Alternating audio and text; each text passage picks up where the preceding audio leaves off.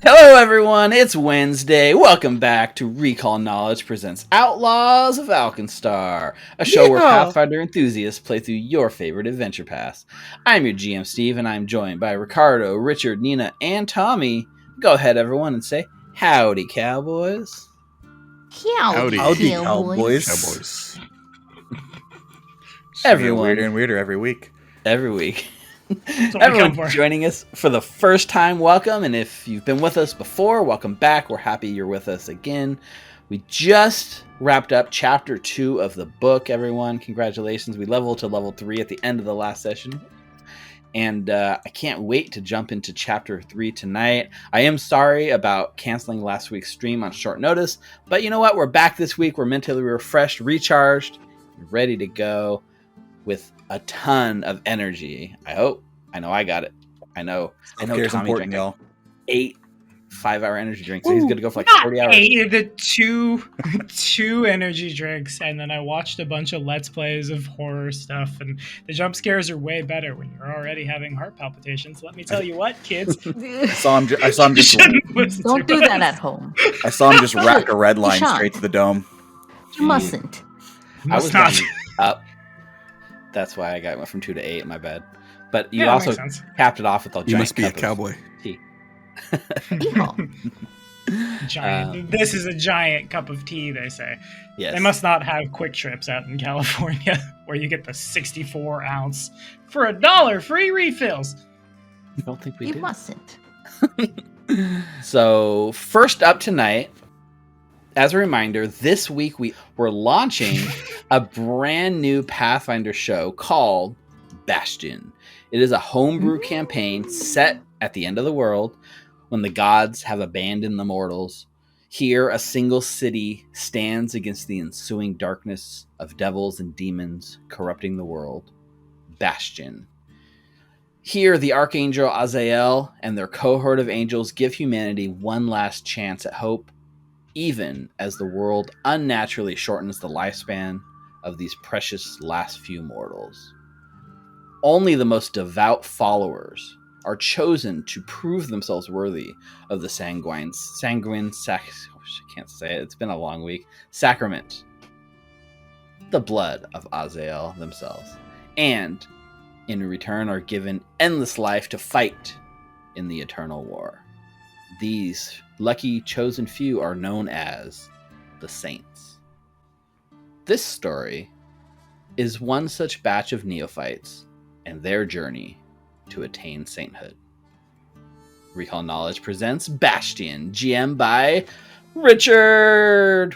Is this a Bloodborne? This sounds like a Bloodborne. I don't know. I see you. Yep. I don't know. I don't know what's in Richard's mind, but it is premiering this Friday, August 19th on twitch.tv/Recall Knowledge at 7 p.m. Pacific, with uploads to YouTube later, just like our current Outlaws of Alkenstar show. We hope you'll tune in this Friday to watch our premiere. Richard, is there anything other than this sort of blurb I've set that you want to add for the audience out there? You summed it up pretty well. Content warning: this will be covering some dark material, darker themes, a little more somber setting.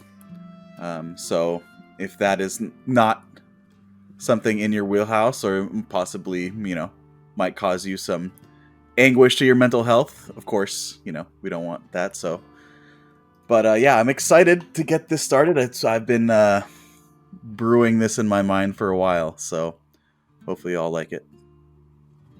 I'm really excited that it's your first time jamming Pathfinder 2 on top of the whole new setting. So there's a lot of cool stuff going on there. Yeah, nothing to worry about. No pressure on my end. No, zero. Zilch, you got this.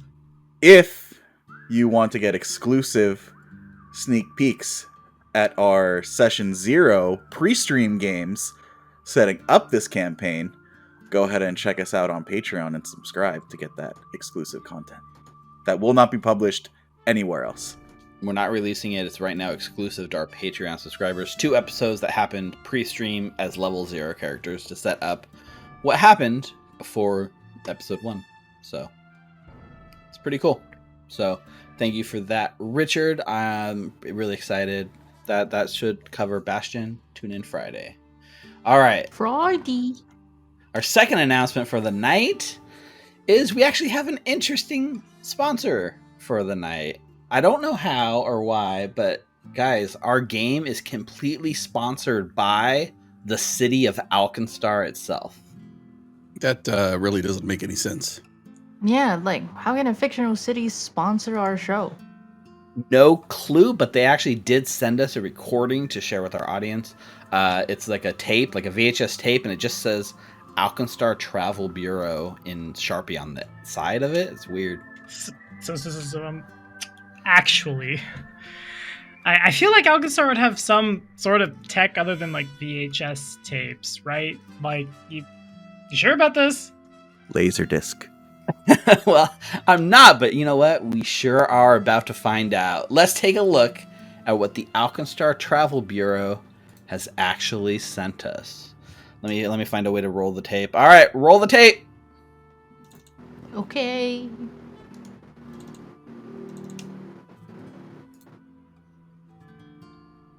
So, where do I look again? Here? What a strange contraption. So I just talk like this is a person. All right. Howdy. Welcome to Alkenstar. My name is High Chamberlain Lael Brennan, welcoming you on behalf of the city of Alkenstar and our travel bureau. We are sometimes called the Clockwork City on account of all our amazing inventions that were birthed right here in Alkenstar. We wanted to create this video to invite you to consider us for your next vacation spot. Now we realize not much is known about us outside of our region, and a lot of what you might have heard ain't exactly the truth. So sit back, relax, and let us convince you to come and visit the city of tomorrow. Now let's start with a special message from one of our most esteemed businessmen and local legend, Ambrose Mugland. Right, well, if you're not doing anything later, I know a place we can get drinks. Right. Hi. I'm Ambrose Mugland, the owner and operator of the various completely legal businesses here in Alkenstar. Many of our visitors long to stay in authentic, 100% licensed taverns within the city.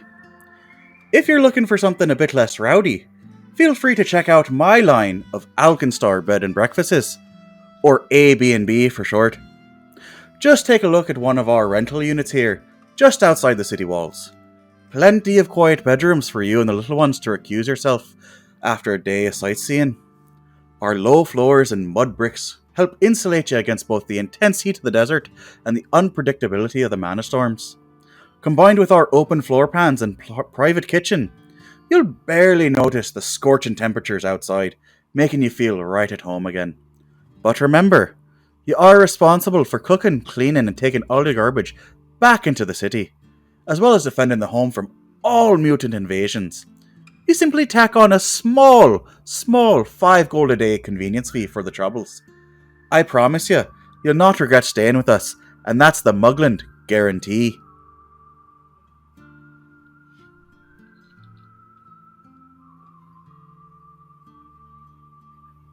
Thank you for that completely above board and legal option for our traveling friends, Mr. Mugland. Earned completely on merit, as a matter of fact. Up next, we have a very important message from one of our most respected members of law enforcement, the always trustworthy Shield Marshal Angelique Lovelace. Why, hello. Shield Marshal Angelique Lovelace here. To remind you, only to exchange your money as the authorized Alkenstar government banks. There is a rise in the sale of counterfeit coins to tourists right now. And if you visit the wrong establishment, you may find yourself in my crosshairs, which is a place you do not want to be. Please look at this diagram and familiarize yourself with its contents. Here in Alkenstar, we call gold coins luckies. It is stamped with not only our seal, but also a unique serial number. Many counterfeit coins will only have a single serial number shared across all of them. Or has numbers, hand-carved instead of pressed. While many are superstitious about these numbers, remember one important rule. If I catch you in possession of a stolen or fake coin, you will spend the rest of your days working in a chain gang at the gunworks. Whoa, whoa, whoa! Lovelace does not in fact speak for the entirety of the city, and we gently remind you that the accidental possession of counterfeit coins does not automatically sentence you to a chain gang. Why don't we move on to more fun ways to protect yourself in style with the Fashion King himself, Lord Glass. Horse noises. That time, that shit we're rolling. Hi there! I'm Lord Glass, Mayor of Scrap City, leader of the Nail Gobblers, and honorary judge of this year's Alkenstar Fashion Extravaganza. As a warning, when you're visiting Alkenstar, wearing out-of-town fashion is like painting a target on your back. It shows weakness. Don't be weak. When you're here, dress the part. Looking tough is half the point here in Alkenstar. Make sure you take direction from our tough desert desperados, studs, plates, and patches made from leather around give you in your outfit the rough edges it needs to make somebody think twice before, they're going to come up and they're going to do the stab and you're going to take them, you're going to run. You know how it is, Longshot. A pair of tinted spectacles. They also makes you look like a daring outlaw, and plus it helps dim the glowing sun through our smoggy skies. And don't forget the rowdy accents. Chains, studs, and holsters complete the ensemble and make for fun souvenirs to share with your loved ones back home. But remember, here, leather is the name of the game. Everyone looks tougher in leather outfits. This has been Lord Glass begging you to stop by Scrap City in the newly refurbished store inside district. Hooray! Ah, yes. The recent renovations of Old Ironside are coming along nicely. And we anticipate opening a brand new theme park there for the kids sometime around the summer of 4720. But not all fun is family fun. Sometimes you're looking for something a little more edgy. Why don't you listen to esteemed tavern proprietor Phoebe Dunsmith as she explains a bit more about the dangerous side of the city. Phoebe Dunsmith here, owner and operator of the Barrel and Bullet Saloon in Alkenstar. One of our favorite pastimes here in the city is gambling, whether it's a dice game like a bounder, a card game like triples, or a good old-fashioned shooting competition like I won my saloon in. Chances are high you're going to want to compete while you're in town. I wanted to take a minute to make sure you understand the rules of a card game gaining popularity in my place. Golem. While variants exist everywhere, here in Alkenstar the rules are simple. The game plays much like standard 5-card draw poker. One player is the dealer, and the player to their right has the amulet. Once all players ante up, betting starts with whomever has the amulet, with a chance to bet, raise, or fold. All players then have a chance to replace up to 2 cards they want from their hands. These cards go into a pile we call the golem. Then we have another round of betting. If at the end of the second round of betting, there are at least 2 players left, the dealer then frees the golem. This is not as dirty as it sounds. They take all the discarded cards from all the players and make the best 5-card hand possible. If the winner does not beat the golem hand, well, the money stays in the pot. That player must pay double the ante into the pot, and all the players who have not yet folded go another hand. As you can imagine, this creates high-stakes moments. You'll have stories and a fun new game to take back with you after your vacation. And make sure to stop by the Barrel and Bullet Saloon here in the fairest quarter of Alkenstar for a safe place to stay. Try our house drink, the Flaming Whiskey, while you're here, and I'll promise to lend you my ear and listen to all the exciting things you've seen while you're on your trip. You'll have my undivided attention. Ha! Thanks, Phoebe. The last bit was not ominous and foreboding at all. Nope. There's so much more that Alkenstar has to offer to travelers, from sightseeing at Alken Falls, our state-of-the-art hydro plant and gift shop, or even a ride on an airship across the desert, or a river cruise up the Ustrati River. We are the #1 destination for your vacation here in the Impossible Lands. So, don't listen to the rumors. Our sky is always visible from certain areas in Skyside at all times. Mutant raids rarely get past our outer defenses to even threaten your fun. And the chances of actually being mugged is down nearly 20% to about a 50-50 chance from this time last year. Next time you have a choice in travel, choose the City of Tomorrow. Is anyone actually going to ever watch this thing? I hope not. I don't know what I was doing. All right, everyone. Thank you for that. Big thank you to Paizo for this preview of the Lost Omens travel guide, an awesome lore book, and the latest in the Lost Omens line. It contains a ton of lore about the Inner Sea, stretching across most of the published regions that have been covered in all their adventure paths so far.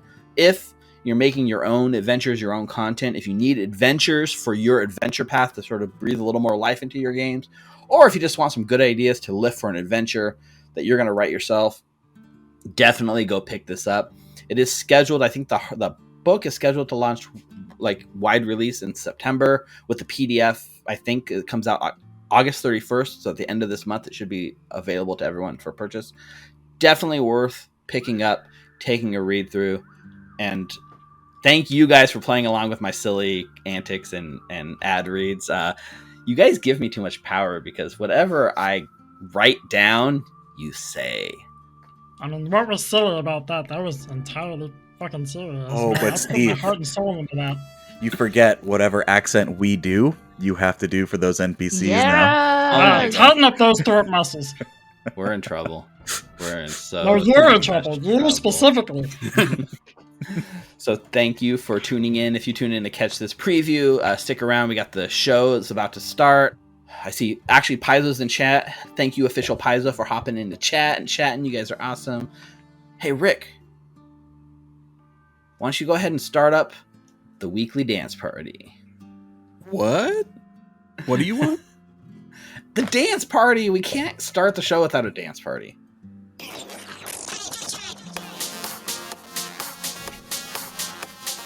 All right, everyone.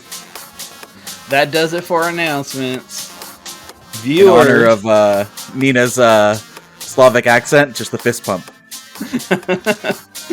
Viewers, go ahead and sit back and relax. And players, let's jump into episode 13 of Outlaws of Alkenstar as we continue playing Punks in a Powder Keg, written by Vanessa Hoskins. Let's go! Outlaws of Alkenstar. Where is me money?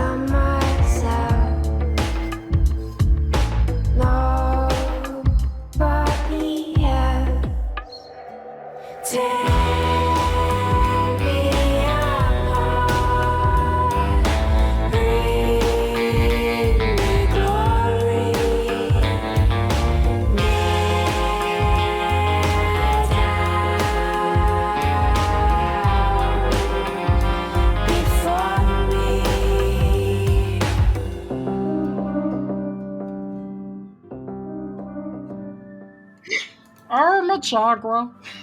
God damn it. Welcome back. We hear a loud crash as the screen fades in from dark. We can see an office, lit by a flickering electric lantern hanging high in the room. A haze of cigarette smoke fills the air, and we see shattered bits of a whiskey glass on the floor in a puddle. A young woman dressed in a simple black dress bends down with a broom to begin sweeping it. Behind the desk, we see Ambrose Mugland. The bleached blonde-haired halfling sits with his bare feet crossed up on the desk, a lit cigar hanging from his mouth. All right, how do I do the stupid accent? You just gotta ask yourself, Steve, have you ever heard the saying, an eye for an eye? Saying an eye for an eye? An eye for... What's going on? You pay some bloody... how do I do it? Believe in yourself. I don't believe in myself. That's the problem. I forgot to practice this. Okay. You pay some bloody professionals to do a job, and they can't deliver. He snaps his finger, and quickly a waiter brings another whiskey in a glass and sets it on the desk. So, where's Gattlebee now? Asks the voice. We see a motley collection of people in the office. Most mumble, take a drink, or look down to avoid eye contact. Nobody speaks clearly. Well, one of you bastards better have something useful for me. A calm voice replies from the doorway. Based on eyewitnesses at Bottleneck Bridge, it looks like it's your girl again. The crowd parts and we see Angelique Lovelace standing confidently. She strides forward. Each step taken echoes in the near quiet room. The gathered thugs move from their seats, clearing a way to Mugland and the desk. Ah, Mrs. Lovelace. Pleased to see you again. It's Miss Lovelace. The rest of you, go. For a brief moment, there is a flash of annoyance in Mugland's face as his crew listens to the outsider and immediately takes a chance to exit the office. But he thinks better of vocalizing this to anybody given the situation. And which girl is that? The one with the robot? Angelique nods, dropping a folder of papers onto Ambrose's desks. We can see some of them fan out, and includes what appears to be official complaint papers filed with the marshals. It might not matter, Mugland. Don't let yourself be driven by revenge, eh? Keep your eye on the prize. Without Gattlebee, there's no product. Irish. Hit me with some Irish there. Without Gattlebee, there's no product. Without Gattlebee, there's no product. Without product, there's no buyer. Without buyers, there's no cash. I've nearly bankrupted myself already. I need to be made whole. Angelique nods, motioning towards the papers. The buyers are lined up, but we may have alternative solutions. We see Mugland picking up the papers, reading them. He gives Angelique a confused look, then looks back at the papers. Could it really be?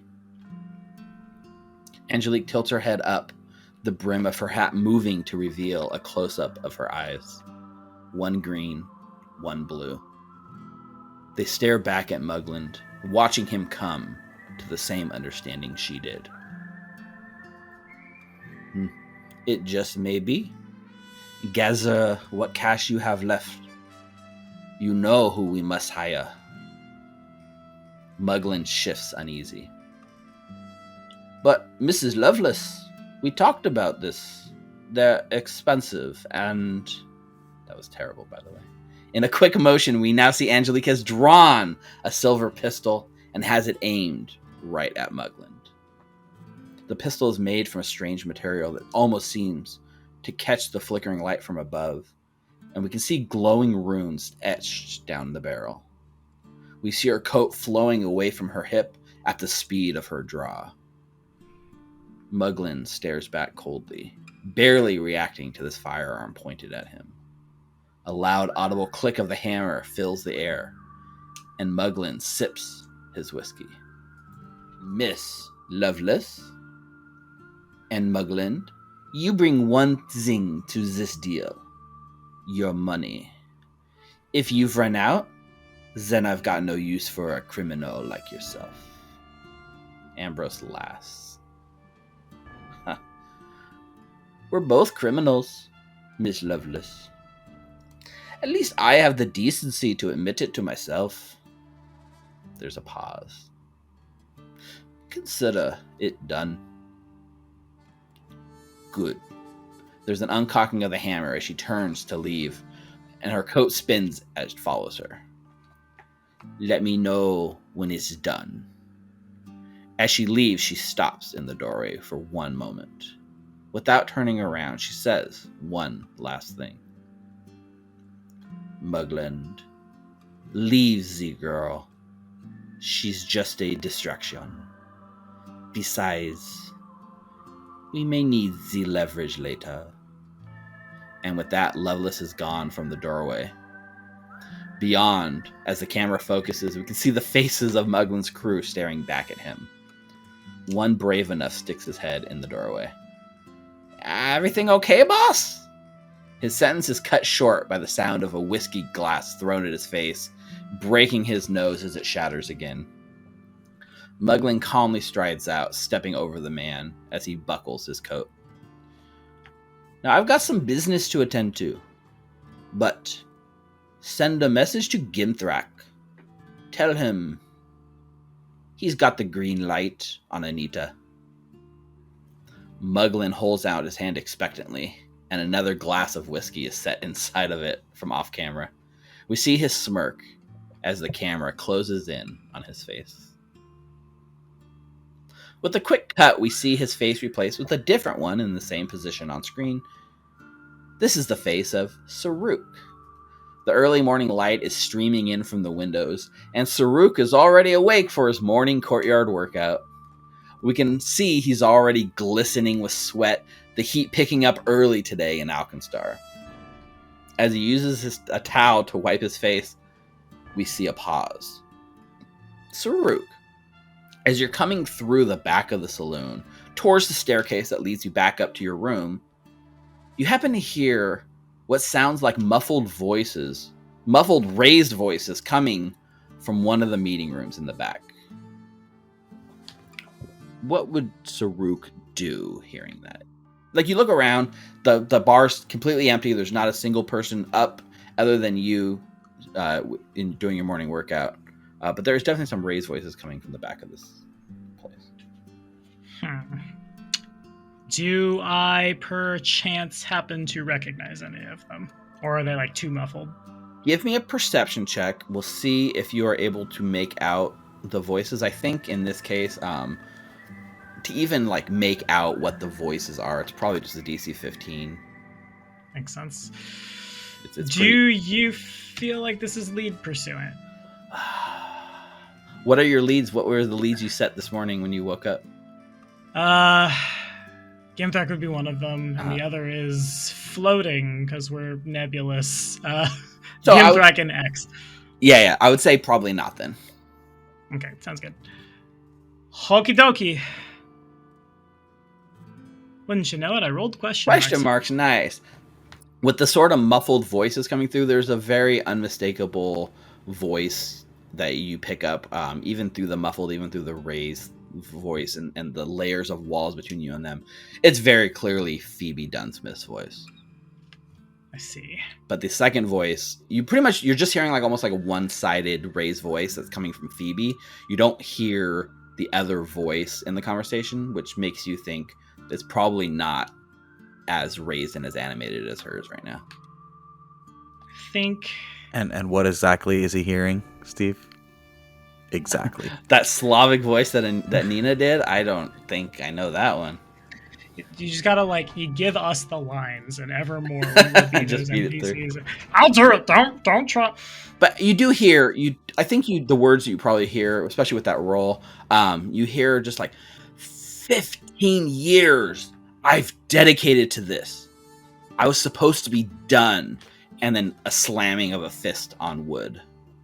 It's one half of a conversation, but you can surmise with your intellect and your smart brains that Phoebe's obviously angry about something.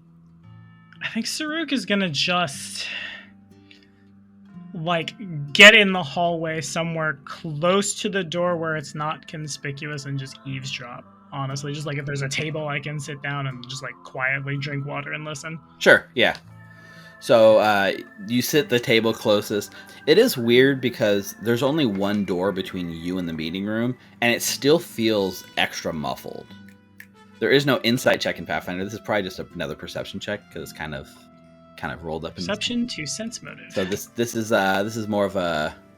It's like figuring out why is the voice more muffled than you would expect it to be kind of roll. Gotcha. If you have any lore, engineering, craftsmanship lore, anything like that, you might be able to use it. But otherwise, just perception is fine. Would you take a crafting? I'll take a recall knowledge crafting check. Yeah, alrighty. Checking all of the things. There are so many things. We do love an investigator here at Black Dragon Gaming. Hacha! Question marks. Suspicion. You rack your brain. You don't come up with any. There's something going on. There's something muffling her voice more. You're not sure if it's some gadget she's using or a tool or maybe a device or something built into the room itself, but you're not able. Your brain can't come to a conclusion that makes sense in the moments you're sitting there. But you do hear sort of the end of the conversation as it wraps up, and you just hear a still raised voice this is it. I mean it. After this job, I'm done. And then you hear another thud, a slamming thud noise. And you hear footsteps sort of coming your way. Just quickly shift back to whatever is for breakfast this morning. No one's even woken up to make breakfast. You're literally the first one up in the entire place other than Phoebe. So you try to look inconspicuous, but shit ton of bread that I made the other day it is then. Breakfast bread. Protein shake. Yeah, pretty much. So the door to the meeting room opens, and as you kind of look in, you can see, oddly, it looks like there's nobody in the room. It's just Phoebe by herself. And these meeting rooms only have one door in and out. And so Phoebe opens the door, and she almost looks surprised to see you there.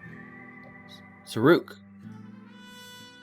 I am going to go out on a limb, and I'm going to assume you were not just having an animated conversation with a ghost. Or should I get the holy water? Astute observation, as always. You're up quite early after last night's party. Circadian rhythm, as a circadian rhythm does. Are you okay? Yes, not a ghost. You kind of see her look back over her shoulder into the room, and then she kind of closes the door as she steps out. You can see she's got sweat already beading on her forehead as she wipes it. Do me a favor, Saruk. When everyone's up, let them know we have to talk. Looks like we've got another mission after all. I see. And I'll take it this is the last one, and then we're done? Or did I mishear that? God, I hope so. And so here, this is where in the intro scene of our episode, right here at our landing page, it's chapter 2 Run and Gun, but guess what, everyone? Guess what? It's time to change the loading screen because we're now in chapter 3, Turn the Screws, which kind of pops up on screen in nice big letters with a nice bar brawl scene going on here. And look at this. Saruk, what happened to your eye? It was a bad accident. Too much bread. I had to shave. It's too hot in this city. Don't ask about the hand. This is the iconic inventor, I believe. Mm-hmm. The orcish inventor with his little goblin pal. It's cute. little companion, his construct companion, his Wybert, as a matter of fact. Featuring Captain America at 5 o'clock. Yeah, for real. Oh, is that? Yeah, I didn't even really think about that, but now that I'm seeing it a little bit, huh? So that is where Phoebe, like, we kind of like crossfade to that and the whole like chapter 3 transition. So I feel like that conversation that was weird that I only caught some of is probably way too broad to throw down on a lead, huh? Not necessarily. Like, if your lead is like, who was she talking to or something like that, you know, it just depends on what angle you're taking. Cool, sounds good. And then I guess Saruka's just gonna, at some point, bop out, go to the nearest. I guess we're buying all of our new things very under the table, so wherever that is, come back with new toys, and just knowing that everybody else on the team wakes up way, way later than him, just wait downstairs. Okay, yeah. Phoebe has offered, like, you're free to go out and get anything you want, especially, you know, if something is too dangerous for you in terms of your wanted level to go out into the world. She's basically agreed to send runners to get whatever you need, as long as you just, like, make her a shopping list and give her some money. She'll basically get any of the more obscure things you guys need, but you're also free to go out and shop on your own. But she is there as an option, and she deals in firearms, and she has quite an extensive collection of firearms locked up in the back of her bar that she can sell to you as well. Nice. But I think a few hours goes by, and then Fossirter gets up. They start making breakfast. The smell of like cooking bacon and eggs rises. Fresh eggs this morning, which is almost unheard of here in Alkenstar, sort of permeates up and wakes you guys up in your rooms above. I don't know how many of you guys celebrated hard last night or what you guys did, but you guys can wake up and at your leisure and kind of reconvene down in the Barrel and Bullet Saloon Tavern. I don't know. Is it true? Are we really free, or what? What do you think, Ravi? What time is it? Noon. Noon? Oh, Annie, why are you waking me up so bloody early? No, it's because like we celebrated and we're free. Phoebe said we don't have a job anymore, so I'm thinking, is it even safe in Alkenstar? Should I get Kojak? Should I get Maeve? What are you doing? No, I'm with my eyes closed, still in bed. I'm just reaching down on the floor, looking for it. Look, there we go. Oh, all right. Okay, I'm up. Right. You want a drink? Good morning. No. Right. Are we safe in Alkenstar? I mean, are you ever really safe in Alkenstar? Okay, all right. That was a dumb question, but it's just given how she never really gave any specifics on the whole criminal record and stuff. Like, am I still wanted? Would the dean apologize to me for kicking me out of Bliffy? Those are good questions. I've been meaning to ask you, how did you get out of prison? No, us? Yeah, you and Hal. Oh, the hot orc downstairs. She met up with us and like she got us out. So she got you out, did she? Yeah. I had my chance to say thank you last night. Good on you. Oh, yes.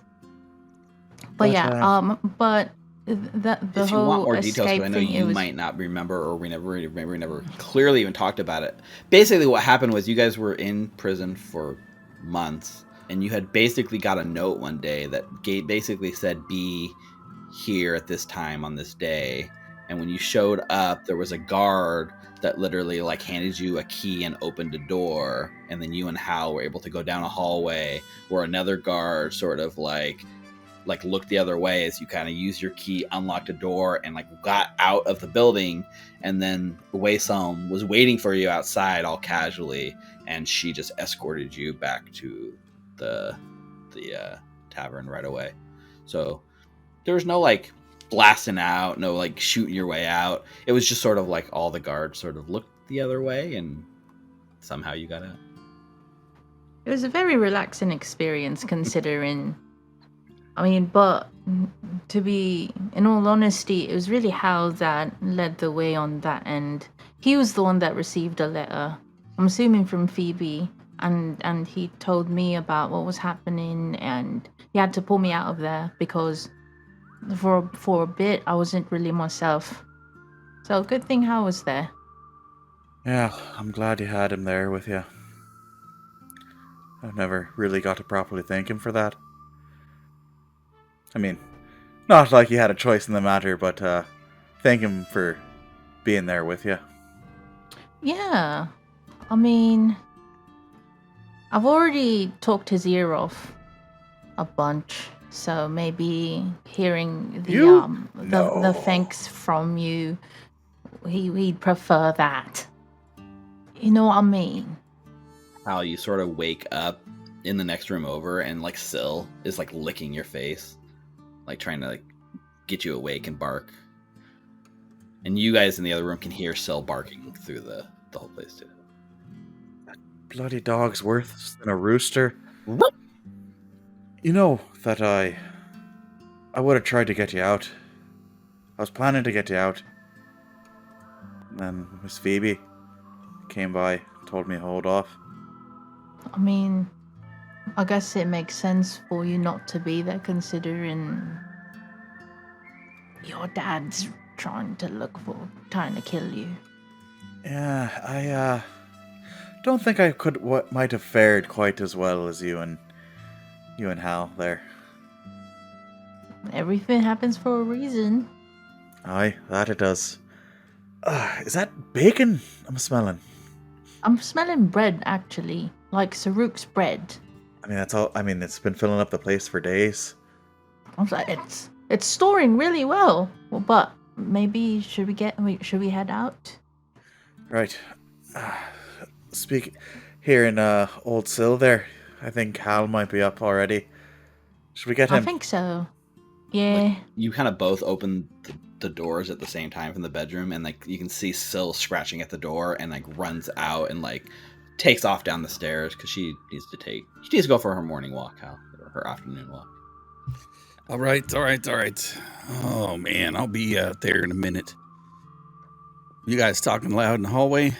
All right, give me just 1 second. It's how we'll light up his cigarette and walk out.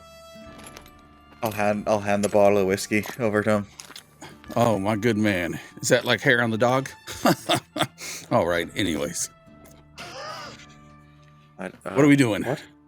Oh. I guess ask Phoebe if we're really free. She said so yesterday. Does that mean I have And I to guess sleep in the streets behind the brothel again? I can't stay here. wait, You could stay with Kojak and I if you wanted. Kojak's still being watched, Danny. We have to deal with that. Yeah, that's another thing that I wanted to ask Phoebe. Like, since now we're free, are they gonna lay off Kojak? I mean, we're free because we completed that work. We're not free because they still want to arrest us. So I'm sure you'll find your mug pasted next to mine right around the corner. Oh, fuck. I need to get Kojak out of there. As we walk down.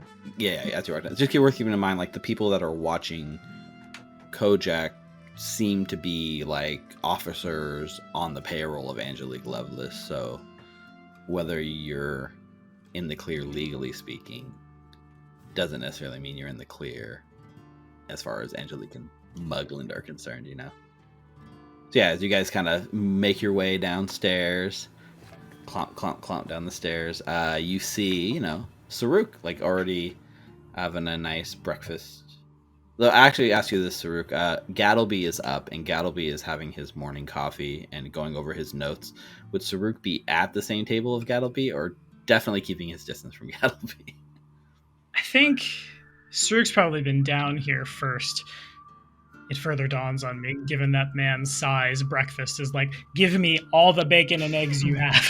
Like, I need it because of caloric deficit. If he were to sit with me, I don't think Saruk would say no, but not necessarily seek him out. Yeah, and I don't think Gattlebee's the kind of dude to sit down with you either. So you kind of come down and you see Gattlebee and Saruk both kind of having their breakfast near each other, but not like amicable, like maybe nodding at each other, but not like open conversation or anything. And so Saruk, you see them come down. Phoebe is not currently present. You haven't seen her since, a couple hours ago when you had that morning meeting, Saruk. Good morning. Morning. Come, the three of you, please. All right. Do you want the bad news or the good news? There's good news. The good news is they somehow got fresh eggs in this joint. Okay. Oh. The bad news is Phoebe wants to talk to us. I don't know. I didn't catch the whole thing, but I think complications. One of those sounds rotten. Indeed. Now, I just did you have an idea on what about this complication? I know she doesn't like it. My presumption is that it somehow, I think it affects her too, as much as us. She asked me to round up the lot of you, and when we were ready to go talk to her. Where's she now? That is the million platinum question. That sounds like whatever news she has can wait till after breakfast then. Indeed. I'll just power up Wybert from the shop. Yeah, Fawceteer's like lunch, not breakfast. As brings like another plate. There's like six fried eggs on a plate for Saruk. What are the rest of you having? I'll take some eggs. Can you chop this up and put it in there with it? Gives it a little kick, if you know what I mean. What are you giving her? Lizard tails? Lizard tails. Of course. Of course, yeah. Her hand goes out for the lizard tails, and one eyebrow goes up as they look down at it and look up at you and look back. And I'll eat my friends. Yeah, anything if they want else. some, then. Oh, please. You have anything, like any of that bread left over, maybe fried with some sugar? Are you describing a donut? I mean, I assume they could fry it, yet there's... We can do that. Gets more bread, pulls it over. Yeah, I assume there's still like plenty of loaves like in the kitchen too, right? Because you probably had so much that didn't even get distributed. So, Yeah. I mean, it's probably all baked already, so I don't know if you want to fry that again, but maybe just toast it with some butter and sprinkle sugar on top. Fair. She nods. She goes back. She doesn't have butter per se, but she does use like just straight like lard as she fries it for you. The sugar's the most important part. Yeah, she has some sugar. Anita, any breakfast for you? Just some eggs. I'll have those and a coffee, please. Okay. So she goes back, or they go back. They do all the frying of the eggs, the chopping it up. When the plate of eggs come back for all of you, they've all got bits of lizard tail in it. Like they just made everyone's eggs with lizard tails, and you just look like a plate goes in front of each of you with a couple pieces of this like sweet fried bread. I meant, if they ask for it, you should put in lizard tails. I mean, I'll eat the lot right here if you want to give them something fresh, or y'all can pick it out if you want. And I'll just put it in this little. I'll try it. I've never had lizard tail in my life. Indeed, it's a local delicacy that I will miss. What does it taste? What does lizard tail taste like? I've never had it. I can't tell you. Like chicken. Like lizard. Yeah, like lizard. Do. There's some bones in it. 3 more like cups like go down. She has a thing of coffee that they've already made. They pour the coffee to everyone, and then just lingers for like one moment and like looking at you, Hal, and just like, is there anything else I can get you? Y'all need anything else? I think I'm good for right now. No, thank you. I'm fine. I'm all right as I slide over my coffee. Yeah, let me know if you need anything, and then they go and back into the kitchen. Actually, do you know where Phoebe is? Working on that blasted play. Tell her we're ready, I think. Looks at everybody else. She doesn't like to be disturbed during her creative time, but I'll let her know. And then Appreciate it. disappears. The door like swings behind her. I slide my coffee over towards Annie, as usual, and pull out a flask. I don't know how y'all drink that stuff this early. How could you not? In the back, there's a scene where like Facilitator goes and opens the door, and you see Phoebe, like papers everywhere, hand scribbles, balled up notes. Like that play, the Hearts at High Noon, is like the finale is coming up in just a few days, and she's rewriting the ending over and over, and you can just see that she's very intent on making sure that she gets it right, because she's been building towards this for the better part of a year. And when Facilitator sort of like interrupts her, there's like that balling of the paper and throws it, and it just bounces off Facilitator's head. There's like no reaction, just like they're ready, and like closes the door. And yeah, Phoebe will eventually make her way. Shall we reconvene in our office, or should we? I can't tell if you finished eating your. What is that? And she like picks up a little bit of like egg with a little bit of lizard tail in it off of Reffy's plate. It's like corned beef hash. It'll be great. Eat it. Eat it. I'll pass. Drops it and like literally wipes her hand on one of your napkins. Yeah, leads the way towards the back room where she's got her little private offices set up. I brought my plate. Just bring your plate. Okay, yeah, and the door, she closes the door like usual. This is the same room where you heard her earlier, Saruk, in another meeting. And she just nods and says, like, I know no one's around, but you can never be too cautious about who's listening. So I'm assuming Saruk has caught you all up to speed? More or less. I'll let you do the talking. Another job? I thought we were done. Well, turns out what you said last night really got the old screws turning in my head. You know, why were those Powderkeg Punks there? I mean, I feel like they came out of left field, right? We know, speaking with Gattlebee, his pretty much explained the Clearwater Cleaner situation, so we know that they were likely linked with Loveless and Muglin, so that it just doesn't add up. Like, who sent the punks? If there's another player making a play and they have inside information, we're not really done until we know who's behind that. They were all about explosives, so I mean it makes sense, and that's really the only place you can go from where Gattlebee is. I'm not really sure if someone might have tipped them off, but I mean, if they want the baddest explosion you can get, then well, they were at the right place for that man hiding behind Anita.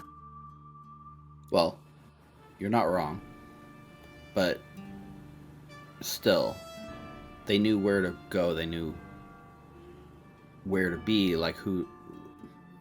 If there's a leak, if there's an inside leak, we gotta know who's leaking information. Who knew that Gattlebee was coming here? He looks at you four. You four? Myself? What about your hook? My hook? Hook. You know, person made that delicious eggs and lizard tail breakfast. Oh, my cousin. No, she, they don't know about this side of my life. I like to keep this separate. Fair enough. I mean, did you lot tell anyone? Yeah, we wanted these guys to come out and throw these damn fire things on us. You should have seen Reffy. It was like a shooting gallery. First guy came running, had these little things on him. He's like shooting them out the air. Pow, pow, pow, pow. And then they turned around and threw one in the air and shot it on us, too. I couldn't believe it. I had never seen nobody use a gun like that before. The creepy little fuck started laughing. On fire. He was on fire. Yeah. Right. Well, I mean, I'll be honest. The Powderkeg Punks were not on anyone's radar you came to me and you said you thought they were a threat involved somehow. I got you the address, right? I slide a whiskey over to Saruka to help clear his throat. Oh, I'm patting Saruk's back. Hang on. Can you hear him again? Yeah, them. Mhm. Yeah, those tails were chopped up kind of thick. So Indeed. So you're proposing what? We go raid their compound and see if we can find more information? It feels like a reach. I don't know. Essentially, yes. We can't close the book until we know why they were there. If there's another person besides Mugland and Loveless involved, I need to hire you for another job. Last one. Hire. You keep saying that word hire. I thought we were Hire and- partners. That's what you said. Indeed. I don't think you comprehend the term hire. Hire usually says that we can refuse, right? Well, what term would you prefer, if not hire? I mean, I'm paying you Blackmail, money, you're doing a coerce, job. Forcibly, I mean, if it was blackmail or if I was forcing you, I wouldn't be paying you. Look, you scratch my back, I scratch your back, everyone wins, we can all go home. Until you have Is a this not your conversation home? with someone, and then suddenly We're- there's another one. We're literally in your home right now. Nah, this is where I work. This ain't my home. She pours herself a little bit of your whiskey. No, Listen. but you're right. We did bring up the punks to you because while they were scouting out, the route and everything, we found out that they were one of the groups that tried to look for not look, but they were observing Gattlebee as well. Frankly, if they were as crazy as they were, I'm going to assume that they would, just predominantly act on like instinct, pretty primal. However, like there was it feels that there's some thought in what they're doing. So I'm with you. I think that I don't know, Ravi, because if they were just a bunch of crazy idiots wanting to snort like black powder, like they would just go for black powder. Right, I agree with you, but didn't we... I thought y'all heard from that little party Tuss threw that the punks were harassing people on the street. That was the intel we got, I believe. Oh, did we? I assume they I'm would bad. be just if nothing, a random element to... What's the phrase? Hitching Eye your for an giddy eye. up, I believe. Yes, that one. Eye for an eye. Regardless, if it gets us further to... Right, but I agree also with Annie that might have been the intel we got, but they seemed a little bit more targeted than just random chaos. I mean, they chased us through half the bloody city. This is true. They were after Gattlebee for sure. Yeah. My question is, ever since Gattlebee got back here, has any one of the powder punks, whatever their name is, have they been in the vicinity of your saloon?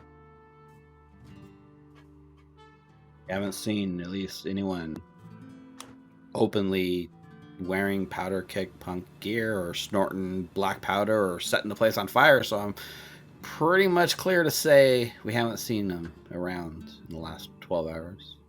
No one knows that Gattlebee's here, right? We weren't followed all the way in here. I mean, I would hope not. Otherwise, you're not very good at your job. Boy. First of all, you said that we were free, and then now you're telling us that we're not. Things In a change. way, she has a point. If Things there is change. another hook, Situations it's... change. Indeed. Yes, I am sorry that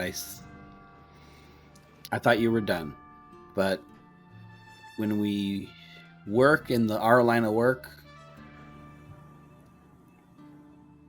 it doesn't matter. This needs to be done. You need to do it. Look, has several barbs. I'll pay you. What's the time frame? I'll make it worth their while. I mean, no pressing matters, right? Just go shake this Powderkeg Punk tree and see what falls out. See find out who hired them, who prodded them. If it's just random, if they just wanted the explosives for themselves, great. That would be the best answer you can bring me. But if somebody else is involved, we need to find well, we'll take care of that if it comes up. I'm sure we will. Now, I'm with it.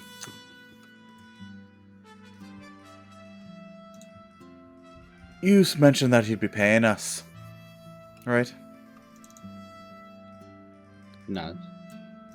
Well, you know my reasons for being here. You know my reasons for going along with your little government operations. I have a goal. I have targets. So if these punks aren't associated with Muglin or Loveless, as you say, if we do this for you, I'm not done. I want Muglin, and I want Loveless.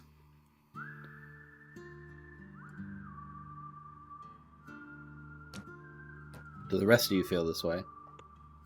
She kind of looks at the table. In the most perfect of timelines, A leads to B. It would be a gift if you could just pull Gimthrak's location out of the ether, and I would happily take it from you. In the meantime, if I must go get to the bottom of the powder keg, then so be it. Well, let's consider this an otherwise small detour on the road to revenge, shall we? As long as we're still on the road.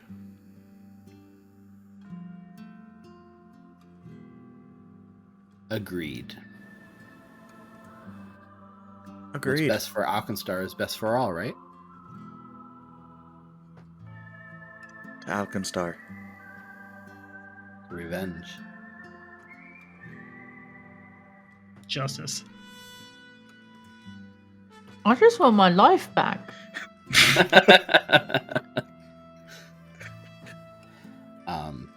Yeah, you know, she's willing to let you guys stay here for your room and board as long as you need. There's no time frame like before where it's like you need to rob the bank tonight or in 4 days you have to pick up Gattlebee. This is really an open-ended investigation that you guys can chase down like as fast or as slow as you can and you couldn't. So just to recap, because it's been a couple weeks since we played and did all this stuff, the clues that we have for the Powderkeg Punks, you brought it up to Phoebe a few days ago, and she actually ran down and gave you the address to one of the clubs that they purportedly run. So you have that as a possible lead. There were a few pieces of interesting items, letters of the sort that you found on the Powderkeg Punks themselves at Bottleneck Bridge. I don't know. I think it ended up back in the party loot. I don't know what you guys did with it. I can't find my notes. Uh-oh. Let me see the party loot. So, is it in the party loot? Yes, there's two notes. So, in the party loot, the other two pieces of interesting things that you found in the pocket of the Powderkeg Punk was the crumpled order form and the flyer. So those are sort of three pieces of information that you guys have to help you decide what you want to do next. On top of that, Saruk, I know you've got some Gimthrak business that you're constantly trying to track down and see if you could find his location possibly? I know Refucule's got one thing in mind, and that's just find a way to get at Muglin. Hal, I'm not entirely sure. Hal maybe wants to find a new leash for Syl. Not entirely sure.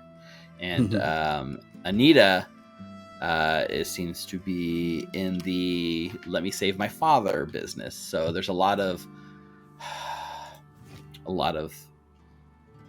angles to this. I will let you guys decide how you want to approach it. So we already sicked the shield marshals on the place. I know we're all busy. I know we all have individual shit we want to do, but if there is a trail here, it's already going cold. I think we should go immediately. Yeah, so actually, the shield marshals did get sicked on them, but it was more in terms of they raided the shops on Bottleneck Bridge where all the Powderkeg Punks were like pretending to open shops, so they could ambush you, and that's where they were kind of raided and taken down. The Hotfoot Hippodrome did have shield marshals show up, but there was no like arrests or anything of that sort. It was kind of reported to just be on the up and up, just a dance club. As far as Phoebe, maybe we need to go to Longhorn Lounge. That's written on that note or flyer here. Last bell before sundown. Scribbled here on the back. That was on the flyer in the pockets of one of the Powderkeg Punks. Yep. When is that? Have I ever heard of this Longhorn Lounge? Do you have? You can give me like a lore check, like in some sort of applicable lore. Underworld lore applicable? You can give me an underworld lore check. The DC is going to be a little higher than it would be for like Alkenstar lore.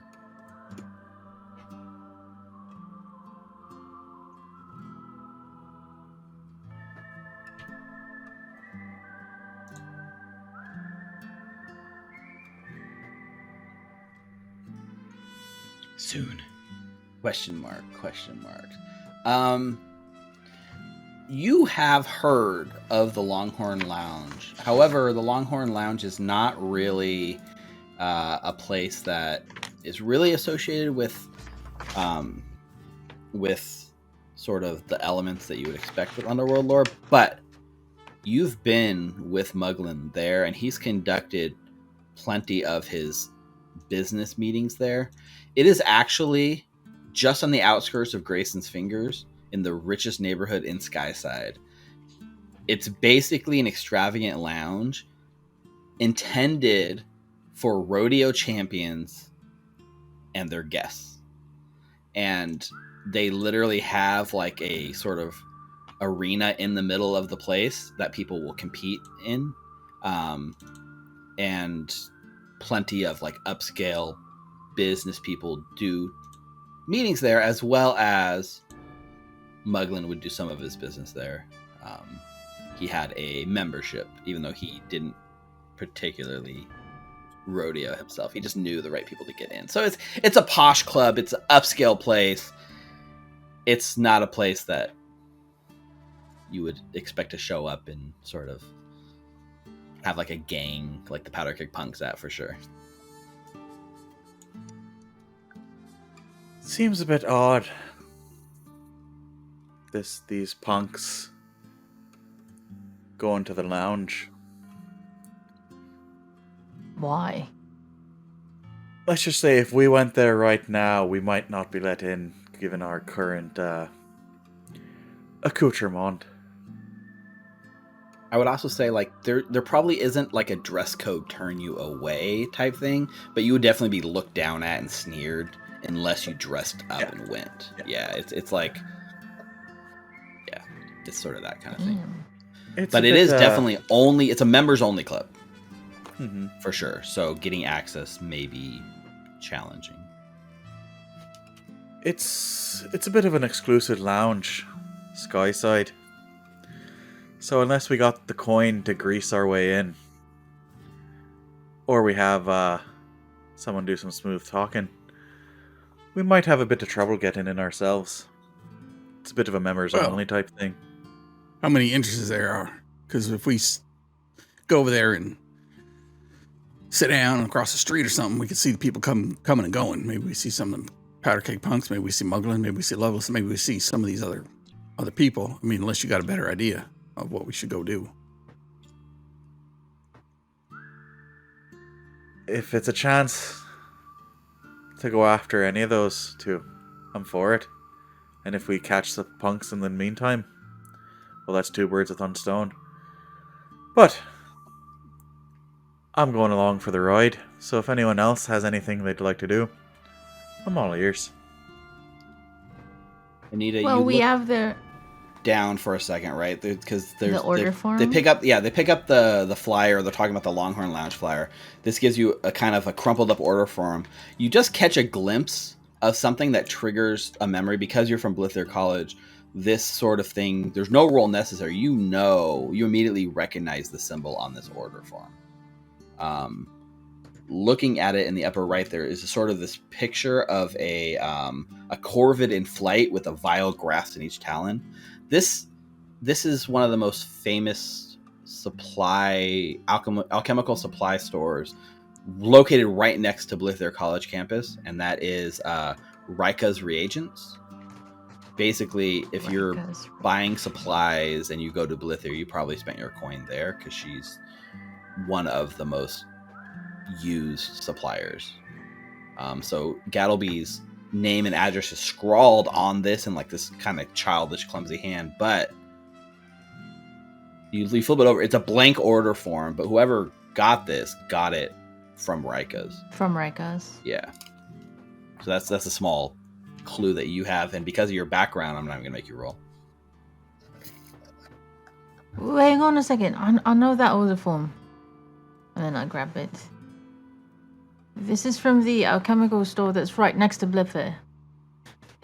But, and since this is an order form, it's either an employee is working with the Powder Punks, Rika is working with the Powder Punks or something. But You know as this, far as Rika? I know, Rika, no, not personally. She owns the shop, I'm assuming. She does own the shop. You probably would have at least talked with her when you submitted orders. You probably even use a form like this, right? You kind of fill out what you need, take it into the shop, pay her, and then when it's ready, you kind of come back and pick it up. Probably don't know her on a personal level at all, but she's an amicable shop owner and usually at least has a passing interest in what you're working on. Or you could also be a red herring, but we could always come in there and ask her if, like any weirdos have come into her shop asking for, like, out of this world materials. So who would have these order forms then, Annie? Anyone who shops? No, not really. Like, you go into a store and then you tell her what you want, and then she makes you fill out the form. Oh, sorry. Give me for Anita, for this thing, we're going to do an active roll. You can give me your academic lore. I think you have academic lore, right? Yes. Woo! You can give me it's a recall finally knowledge. coming into play. Academic lore. Yeah, the Blither College angle's coming into play now. Maybe there's something you can surmise here. There you go. That would be a 26. Nice. I mean, technically, recall knowledge checks are secret, but that's okay. It is a 26. So, my bad. No, it's fine. This Pathfinder thing is new. So, as you rack your brain and think back to when you would do the orders, yes, you're right that you would fill in the order forms and hand it to her, but Rika basically keeps like tons of blank forms just on her counter that anyone could theoretically have access to. And even like in your college classes, like a professor would just have some of them in their office and like take a form, fill it out, and hand it to you, and have you or somebody run down to Rika's to pick up some stuff. It makes you realize these order forms are not necessarily super guarded or super secret. They're kind of just there, and people just have them all over campus. They're not super under lock and key or anything. Forget I said any of what I said, Refi. It's not true. Anyone has access to it. However, we could always just go in there and ask. anyone has access, right? But I mean, it doesn't seem like this was being used to order something. Seems like this was a bit of scrap paper that they took Gattlebee's information on. Someone who had these order forms lying around. So maybe someone who shops there. Maybe that's why. I mean, we could always go in there and ask her. Indeed. Perhaps we go by there and then we swing by the local club at Last Bell. Yep. Wait, do we have to buy all the fancy things for this lounge? Well, if you want to try to go in, you know, Oh. just sit outside and take a look. Keep a lookout. All right. Indeed. Right. It's not so much what you're wearing. I mean, you'll get funny looks if, you know, you come in with a dog, maybe. But it's more about having a membership. So I think either way, we're going to have to do some fast talking. I'll see what I can do. Yep. And there are lots of creative ways that you guys can use to get in. I'm curious to see what you come up with. But alas, it is 8:26. It is time for our midway break, everyone.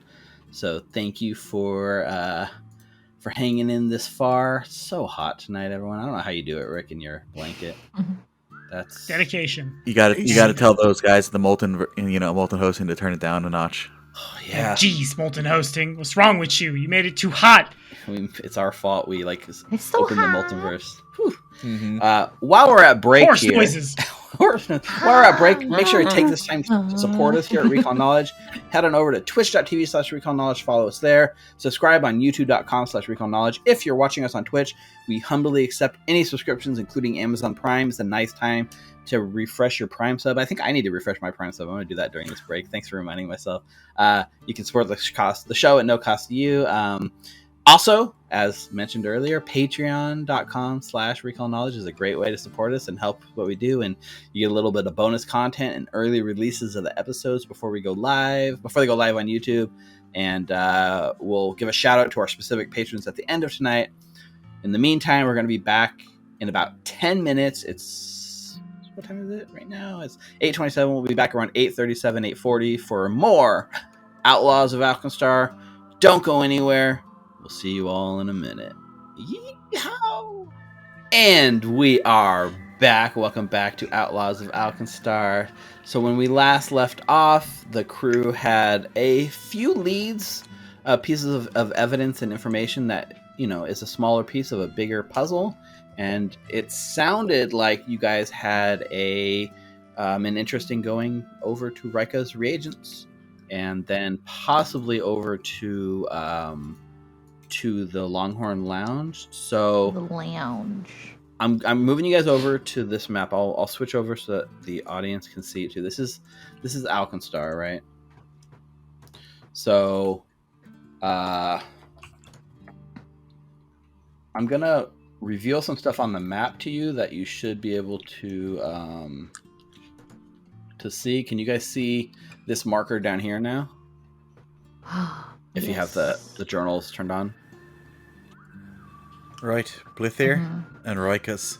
Right, so I just revealed Rika's to you. Blithir probably was already revealed because it's pretty well known. Rika's is a new reveal for this map for you guys, and that is basically the location of where she is. So it is in Skyside. It is across the bridge. It is in the upper crust part of town.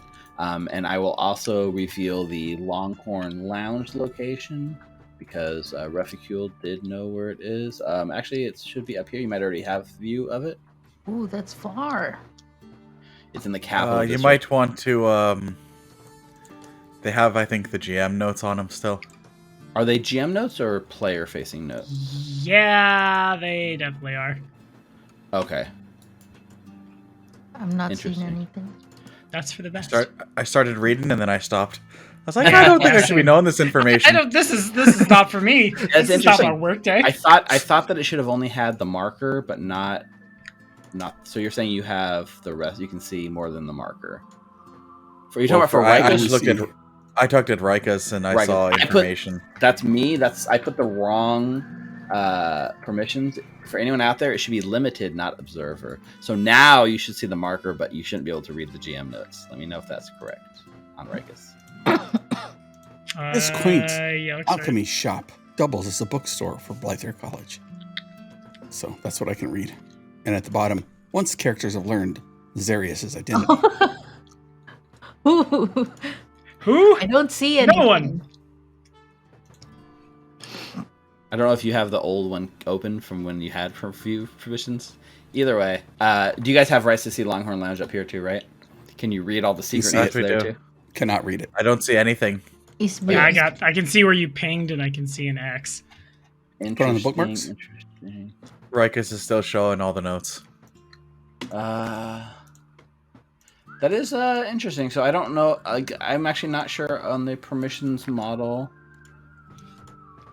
I mean, me personally, I'm real good at using my imagination when I get descriptions. So Sure, but you put X's in them, so at least you kind of know where they are. So, Yeah. Rika's Reagents is down right next to Blyther College, and over on the other end, the Longhorn Lounge is up in the Capital District. You're right, Anita or Nina, whoever was saying it. It is far.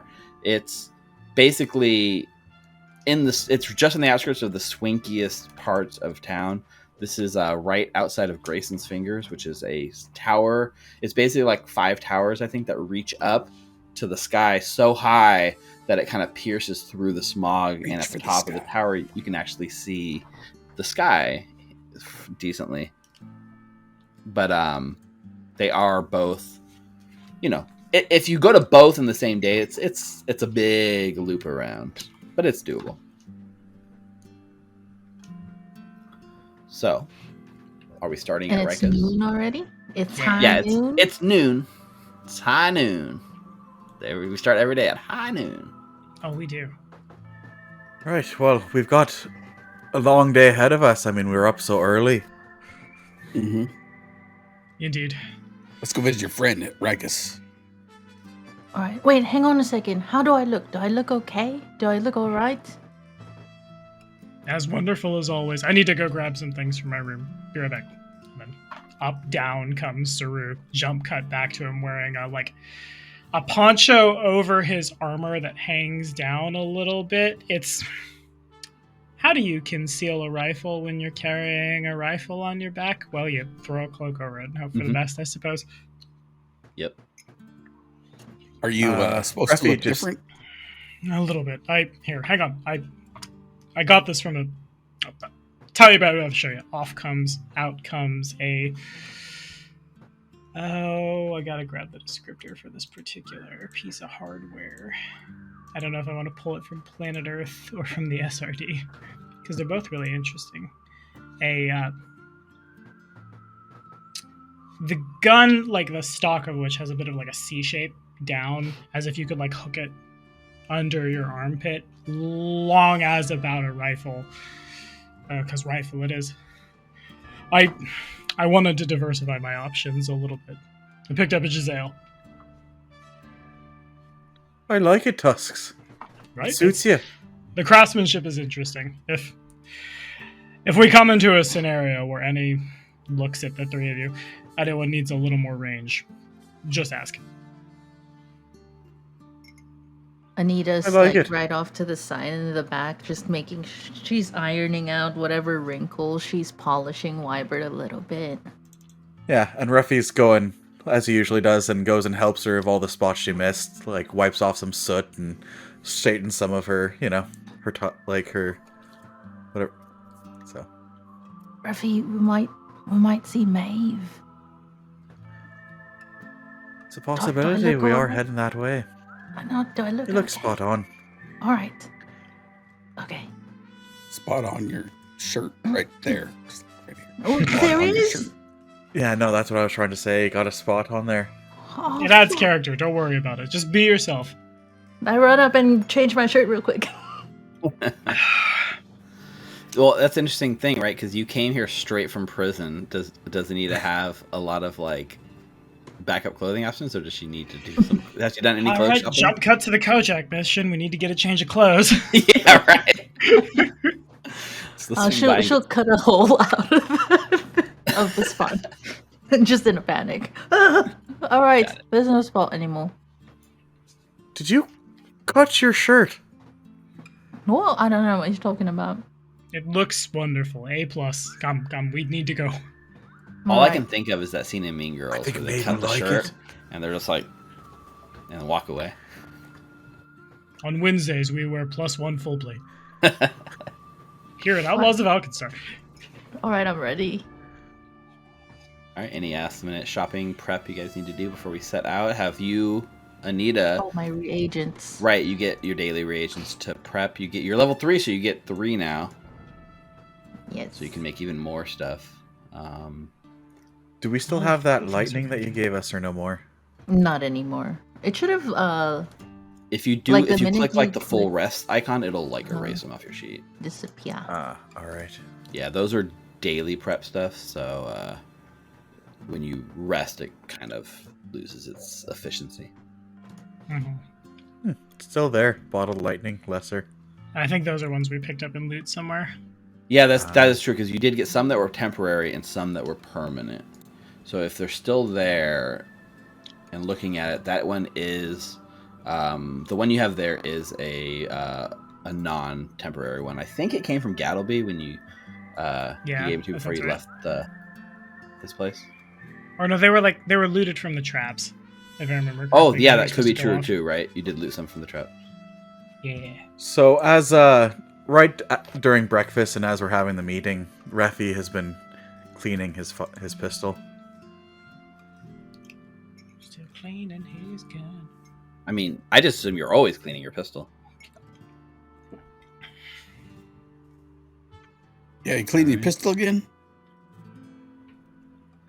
I mean, have you seen Is that how? all the black powder that these things use? Is that how Annie got that spot on her shirt? Because you were using her shirt to clean off the. Oh, never mind. All right. Don't tell her that. My lips are sealed. You can see Gattlebee has also, like, now that he's awake and in full swing, he's back to sort of doing his tinkering in the workshop, in the Bullet Works. But, like, Phoebe has put up, like, curtains in the blackout window, so the entire room is completely blacked out now, so people can't actually see him working, but he's in there working. And she's given him upstairs from you guys. He's got his own room, but he actually has a you would have seen it. It's basically a bedroom, like a false bedroom, and then in the back there's like a secret door that leads to a second secret bedroom. So Gattlebee's staying in the secret bedroom behind the other bedroom, so that he has a fairly safe, secure place to be. So if someone pokes their nose around, he theoretically won't just be visible. Anita, you got your daily prep things prepped now? All right. Yes, sir. So we head out to Rika's reagents. So this is the first time that you guys as a group have kind of crossed the Ostrati River. There are 2 bridges that kind of go across. One is older and looks like it's more in disrepair. It definitely has a bunch of signs that say like no vehicles. It's the kind of thing that is probably soon to be decommissioned entirely. But in the meantime, most vehicles and heavy cargo will use the newer bridge. And the other bridge is kind of regulated to foot traffic and, people that can't pay the toll or won't pay the toll to cross the other bridge, because there's a silver toll per head and 1 gold per cart that crosses on the newly built bridge. But for you guys, just being on foot, and you can take the other bridge without having to pay if you like. It's quite a walk, right? And I don't know how many of you have been in the other side, but there is a shift as you cross the river. It's almost like stepping into a new city. There's much less soot. You can see the buildings are kept up more. The sky has thinned out a bit, so the smog, while still present, you can actually see a bit more of like the blue and the sunlight kind of peeking through. People here are dressed a little nicer, a little more made up. It's more about leisure and white collar type work, and less like blue collar factory jobs like you would have over on Smokeside. And even as you take a deep breath, it just smells fresher. It smells like a new city. Like the smell is different in here. And even like Saruk, I think as you kind of cross the bridge and kind of some part over the Estrada, you start feeling almost like a warmth, a magical tingle inside of yourself as that sort of barrier between your magic comes back to you. And as you cross here into Skyside, you feel that connection with Majagua, and you have access to some of your divine spell abilities now. Nice. Unfortunately, I don't have any of those from the champion archetype, but I appreciate the You didn't even have a focus point? I thought you had a focus pool, no? I'll get it if I were to take the landhands at level 4, I suppose. Then I would get a focus point. So if you don't have actual powers, you just feel like a veil. Jug is with me. There is a stronger connection with you for sure. And Reficule pops his collar a little higher and tilts his hat a little bit lower. And before long, like as soon as you cross the bridge and make your way into Skyside, the Blithir College stands dominating the skyline. It's basically a giant tower. There are multiple classrooms, multiple offices, multiple research facilities, labs, libraries, and Anita, you find yourself sort of longing for some of your days gone by. You spent a lot of your time there. In the college up until you were unceremoniously expelled right before you went and murdered a guy. Right after you murdered a guy. Sorry, right after you murdered a guy. I never murdered anyone. It was Wybert, don't blame me. It was Wybert. No kidding. And then my death machine is right behind me, just boop, boop, Yeah. boop, boop. Wyvern Beep, just beep, kind boop, boop, of boop. beep boop Boop, boop, boop. I love butter. If when we get closer to Blithir, Annie would actually be like hiding into her coat a little bit more. There's still like that hint of shame in her, even though she's technically free, but not really. So she would do her best to not be seen by her old like classmates and teachers and professors. right. But she'll be looking at the bakery where like Maeve works. Yeah, I was gonna ask, is that bakery in this neighborhood? Mm-hmm. So I think for sure it would be the kind of thing that you would pass on the way to Rika's, and as you're kind of coming down the street, that smell of fresh baked bread hits your nose, and you're kind of like instinctively eyes are drawn, and it's kind of off the side of the road a little bit, so you can see it as you're walking past. But the bakery, what is the name of the bakery? Is it like Nice Buns? Did you name the bakery? No, I didn't.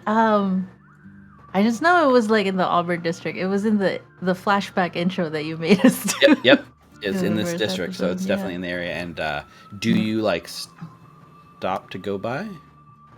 I just try Bakery. and see through the like the glass window if Maeve is working, like the cashier. Got it. You do a little peek in and look. It does not appear right now that she is at least working the register in the main sort of register entryway. So if she is, she's not visible from the street. All right, well, I guess that's good for me because there's a fucking hole in my shirt. But like they wouldn't have noticed that because Anita would have like fallen back a little bit as the closer they would have gotten to the bakery. Okay. So you push past the bakery, and the road sort of forks off and splits, and you follow it towards Blithir College, and right across the street, nestled At the bottom street level, there's a sign. It doubles as, a bookstore and also a alchemy shop. There is the same image, the same picture that's on the order form that you hold in your hand. It's the Corvum flying and holding an alchemical vial in each hand. This is Rika's reagents.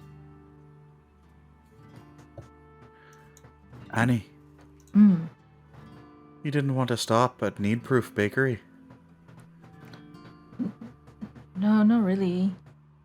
She wasn't even there.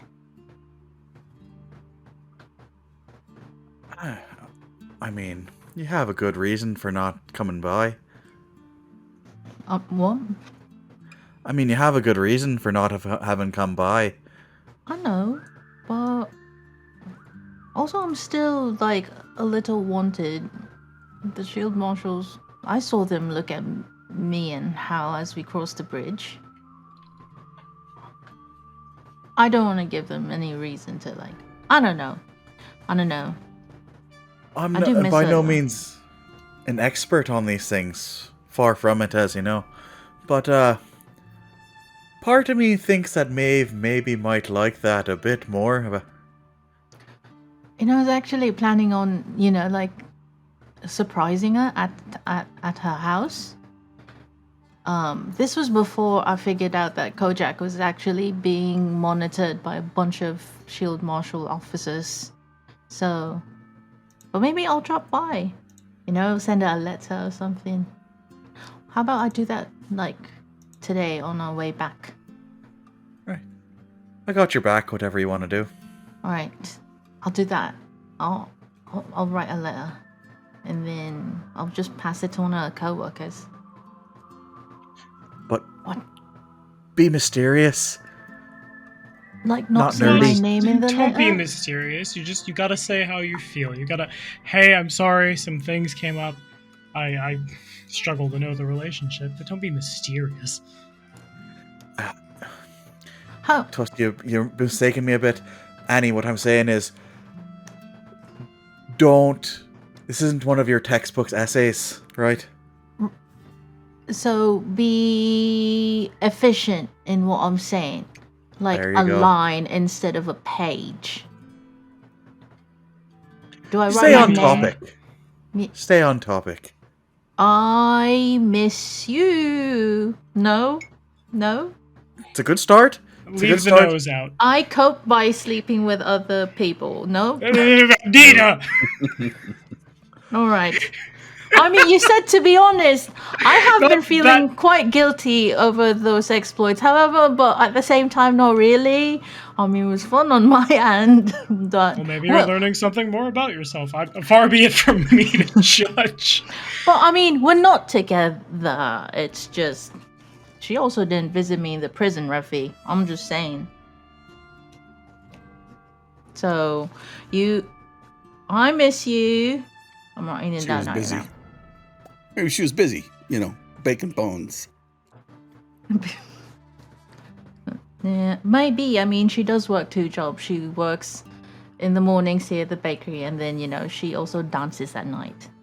I miss you. Why didn't you visit me?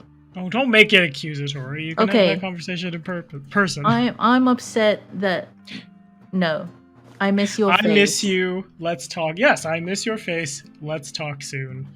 Miss your face. Let's talk soon. Ania. Alright. I fold a piece of parchment, put it in my pocket, and then just give it to one of her coworkers, yeah. Oh, you going to the bakery? You actually don't. Oh no, not yet. On our way back. Got it. But it's on my person. Got it. Cool. So, the sort of... Rika's reading. Yep, you hide into Rika's, the door hits the bell, it rings. As you come in, I have some art I can share for Rika. Let's see. Yeah, let's go ahead and show Give us this. a face. Woo! Wow. She's so That's classy. a nice image I have never seen before. at Yeah, all. this is so interesting, and I've never. Oh. But for Right. real, every NPC's art that comes down, yeah, that's Yeah, it's dope. too That's good. my next character. Right. Playing that. She's Tengu after my own heart. Female Tengu. She's got the double piercing and the sort of like colorful In the beak, right? That's so cool. Yeah.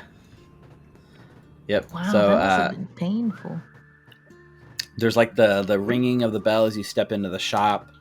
You can see there's rows and rows of books like alchemy textbook, magical textbook, religious textbook. It functions as like a bookstore repository. So most of the entry level classes or most of the books that you would be expected to buy for as like a new student in Blithir could be purchased here. And then beyond that, there's sort of the alchemy nook in the back. And as you kind of make your way back there, there's like a sort of a ring a bell for service sort of thing on the counter. And right next to it, there's just a stack of blank order forms that look very similar to the one that you have already on your persons. There's like an incense burning and like a sort of nice smell that kind of mixes with the fresh print of the book and the parchment and the ink. And yeah, Anita, you feel at home here in the bookstore in a way you probably haven't felt in a little while. But what are you guys doing? It seems to be like there's a few students milling about. Nobody you recognize, Anita. And it seems like Rika is not currently here. She's probably in the back. Ring the bell. So All I right. think while she's doing that, because this is Anita's bag, I think Saruk is just gonna like idly peruse things, look around, aka case the joint. Okay. Yeah, you can go ahead and give me a sort of perception check as you're perusing the joint. Is there something? Are you looking for something out of the ordinary? Are you looking for like someone following you? Are you looking for any sign of the Powderkeg Punks? Like, what is it you're like kind of keeping your eye out for? So I know. Saruk's probably of like two minds. On the one hand, this is interesting. Never seen this before. Okay, this kind of reminds me of back home when I went to college. On the other hand, there's something amiss and we need to track it down. So, Sure. bit of column B. Got it. I think Hal would be out front scouting around, like walking around to the back if there's a back, just seeing if there's anything outside that looks out of place or like one of these punks. Mm-hmm. You can give me I a think check actually- as well.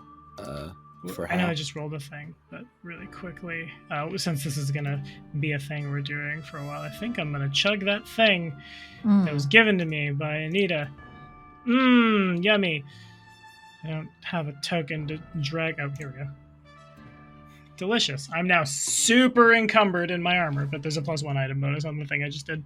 Okay, perfect. So you guys are both on the lookout for anything that might come up as you're scouting. Nothing immediately jumps out with either one of you, but your eyes are still sort of peeled. Rika comes out as you ring the bell. Oh, yes, dear. Do you have an order form? She like holds her. She sees you holding the order form. She wants to know if like you're here to submit like an order. Oh no, Miss Rika. We actually have a couple of questions for you. Would you perchance recognize this, or maybe have copies in your room? Do you show her like the order form? Is that what Yeah. you're doing? Yeah. She takes it and she has to like pull little spectacles in and pulls it close, looks at the handwriting. I mean, I can't say I can help much. I mean, she motions. There's an entire stack of order forms here that anyone can use, dear. And the address of the famously reclusive Gattlebee is practically common knowledge here on campus. He's a bit of a celebrity. Most are fans of his work since his exhibit. Did you see it? Were you there? Yes. Fortunately, I was. Quite a spectacle from what I understand. I didn't have the opportunity to see it, but I definitely heard it. Oh, it was massive, definitely. But because of that exhibit, things have dominoed into what we're trying to do now. We have an investigation. We're trying to look for a certain group of people. Have you encountered anyone eccentric for the past couple of days? Maybe people who seem as if they've inhaled lines of black powder. They laugh at them at fire She's got hitting the- their skin. She's got the glasses like down as she looks. Well, eccentric doesn't exactly narrow down most of my clientele, true. dear, but that last bit, yeah, I know who you're talking about. There's some hoodlums like that around here about a week ago, outside the shop, lighting things on fire. Yes. I think a couple of them came in and purchased some alchemist fire. Then they went outside and just threw it right in the street, just out there. And she motions out in the middle of the street. Oh, no, Almost that's burned the whole unfortunate. neighborhood down. Then he had the nerve to come back and try to buy more. Oh, I turned him away. And they had the money to buy more? They didn't steal anything from you?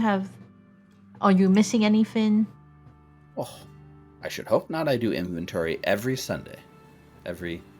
Whatever Sunday equivalent is in Galarian. Mm-hmm. All right, did you Still hear? Sunday. It's Oath Day. What is it? Oath? Oath Day. Oath Day. Oath Day. All right, so they were just dilly-dallying around outside with your alchemist fire. They didn't have any conversations or drop any names that you might remember anything that stood out? For most people and most things I've seen, got a great memory like that. Sorry I'm not more here, dearie, but no, that was it. They purchased some alchemist fire, they burned it, I turned them away. All right. Lies I the turned to paper back to Saruk. you. Oh, thank you. I turned to Saruk. Not much here. There's Did so you much. find here. anything? There's so much here I've never seen before. This I know, is it's amazing, truly isn't it? fascinating. What did you put in what you gave me? Also, I feel it grabs nearest book, opens it, begins to peruse. What I gave you should help a little bit. Oh, it does. It does. There's like another ringing bell as like another customer like comes in and kind of like pushes past you and needed to get to Rika, and she turns her attention to help like the new customer who has like an order form and looks like they're in a hurry, and Rika's just like, oh, if there's anything more I can help with, just don't hesitate to ask. And she turns to help the new customer, and you see like the customer has like an order form, and she like takes it and looks at it, nods that it's an order, kind of goes behind the counter, opens her big binder, snaps it open, puts the order form inside, closes it, gets her little stamp out, stamps the order, signs it, and then brings him the stuff. Goes in the back to get the stuff for him. She's got a very methodical sort of record keeping for all the stuff she sells. Okay. The effect should wear off after a minute. No. Yeah. Excellent. But I have another one in case you need it. Just let me know. Yeah, will do. No, I didn't find anything immediately. First hit is free. Thank you, Ruffy. And Hal, as you're just pacing outside, keeping an eye on things, it seems all quiet. There's no one seems to be coming along. No one seems to be following you. There's no signs of explosions or Powderkeg Punks or, I think the most dangerous thing in this neck of the woods is more shield marshals than you're probably used to over in Smokeside. But they barely even give you a second look as they kind of pass by. All right, so the Powderkeg Punks definitely have money. They, according to Rika, they were just going in here to buy a couple of alchemists' fires, throw them away, and then go back in there to buy some more. I see. I think I don't know. Alchemist fire is inexpensive, yes, but for the amount that they use, where are they getting the money? So maybe I think my Baby's knee-jerk right. reaction to this is, well, they get a bunch of money doing what they want to do, and then they find things that explode, take them out to the street, explode them, and then The rinse. But let me go talk to her. I'll Alright. start making my way towards the counter. Making my way to the counter. Yeah, so Rika, you head over and she's kind of finishing up with that other customer. She's got their order. It looks like it's like a crate with all these files. She's one by one making sure that it matches the order form until both parties are in agreement, and then she hands over, and the little like Blyther College student sort of like picks it up and with like a bunch of like hurry in the face like turns around and starts rushing back to campus so she can get the order back to her professor. And she looks up quite a bit at you, Saru. Hi. I'm a friend of Anita's. We're looking into the individuals that showed up and I presume tried to burn the entire block down. You don't happen to know anything that would help us out, would you? I mean, hoodlums. No good teenage-looking goblins outside burning things. I mean, they had manners. Surprising. They behaved themselves in the shop. You would expect somebody that would just throw an alchemist fire in the street, just burn away money like that to be, I don't know, uncouth. But no, they were like, yes, ma'am, no, ma'am, thank you, ma'am. I didn't expect it. It was like shocking. And it was just alchemist fires. They didn't want anything else, didn't ask you any other leading questions. No, they literally said, ma'am, do you happen to sell alchemist fire here? And I told them we do, as a matter of fact. And I tried to direct them towards some of the formulas or the textbooks and the theory of alchemist fire, but they let me know that they were just interested in the end product. So I had some on hand. I sold it to them. Yeah. I see. It couldn't have been a more normal transaction. And nothing has gone missing since this. No, my inventory's been spot on. I mean, I might catch the occasional student trying to nick a book or two, but nothing major. And definitely I haven't seen them again. I see. At which point Sir produces the crumpled order form. So, I'm sure you heard about what happened at the bridge yesterday, yeah? She kind of looks down. She's got a little newspaper kind of folded, and she kind of opens, and then on below the bottom fold there's a whole news article about the explosion at Bottleneck Bridge. Yeah, that's what I thought. So we found this on. There was an altercation. We had to defend ourselves. It was us or them. You understand? I see. So the same punk. Well, it wasn't my alchemist fire. I only sold them 2 bottles, and they just threw them at a passing by cart right outside my shop. That was traumatizing. I mean, I tell you, I would love to help. I just, do you have more to go on? I've only saw him the one time. I'm sorry. Glances over to Anita. You saw, I know you can't see it because your camera is off, but I saw Refugio with his hand up a minute ago. I don't know what that was all about. Right, just a couple of questions while this nice, lovely shopkeeper is having this conversation with Tusks. While the paladin is distracted, Rogue's got a rogue. Uh-oh. Not a rogue anymore, but always a rogue in spirit. How distracted is she, and where is that inventory book? The inventory book is kept behind the counter. When you saw it, right? She's on the other side of a counter, and it's kind of tucked below it. And she's currently where Saruk is standing right in front of it. So there isn't much of a distraction where she is. But theoretically, if you could draw her away, or her attention was drawn away from the alchemy corner for whatever reason, you would have a shot to grab it. All right, I'll keep it in mind. I'm just wondering if it was maybe in the back while she's talking with Tuss, and I could kind of Yeah, But if unfortunately, it's right there, I'm not going to make a play for it. Unfortunately, right Saruk and Riker are talking right where the book is right now. now.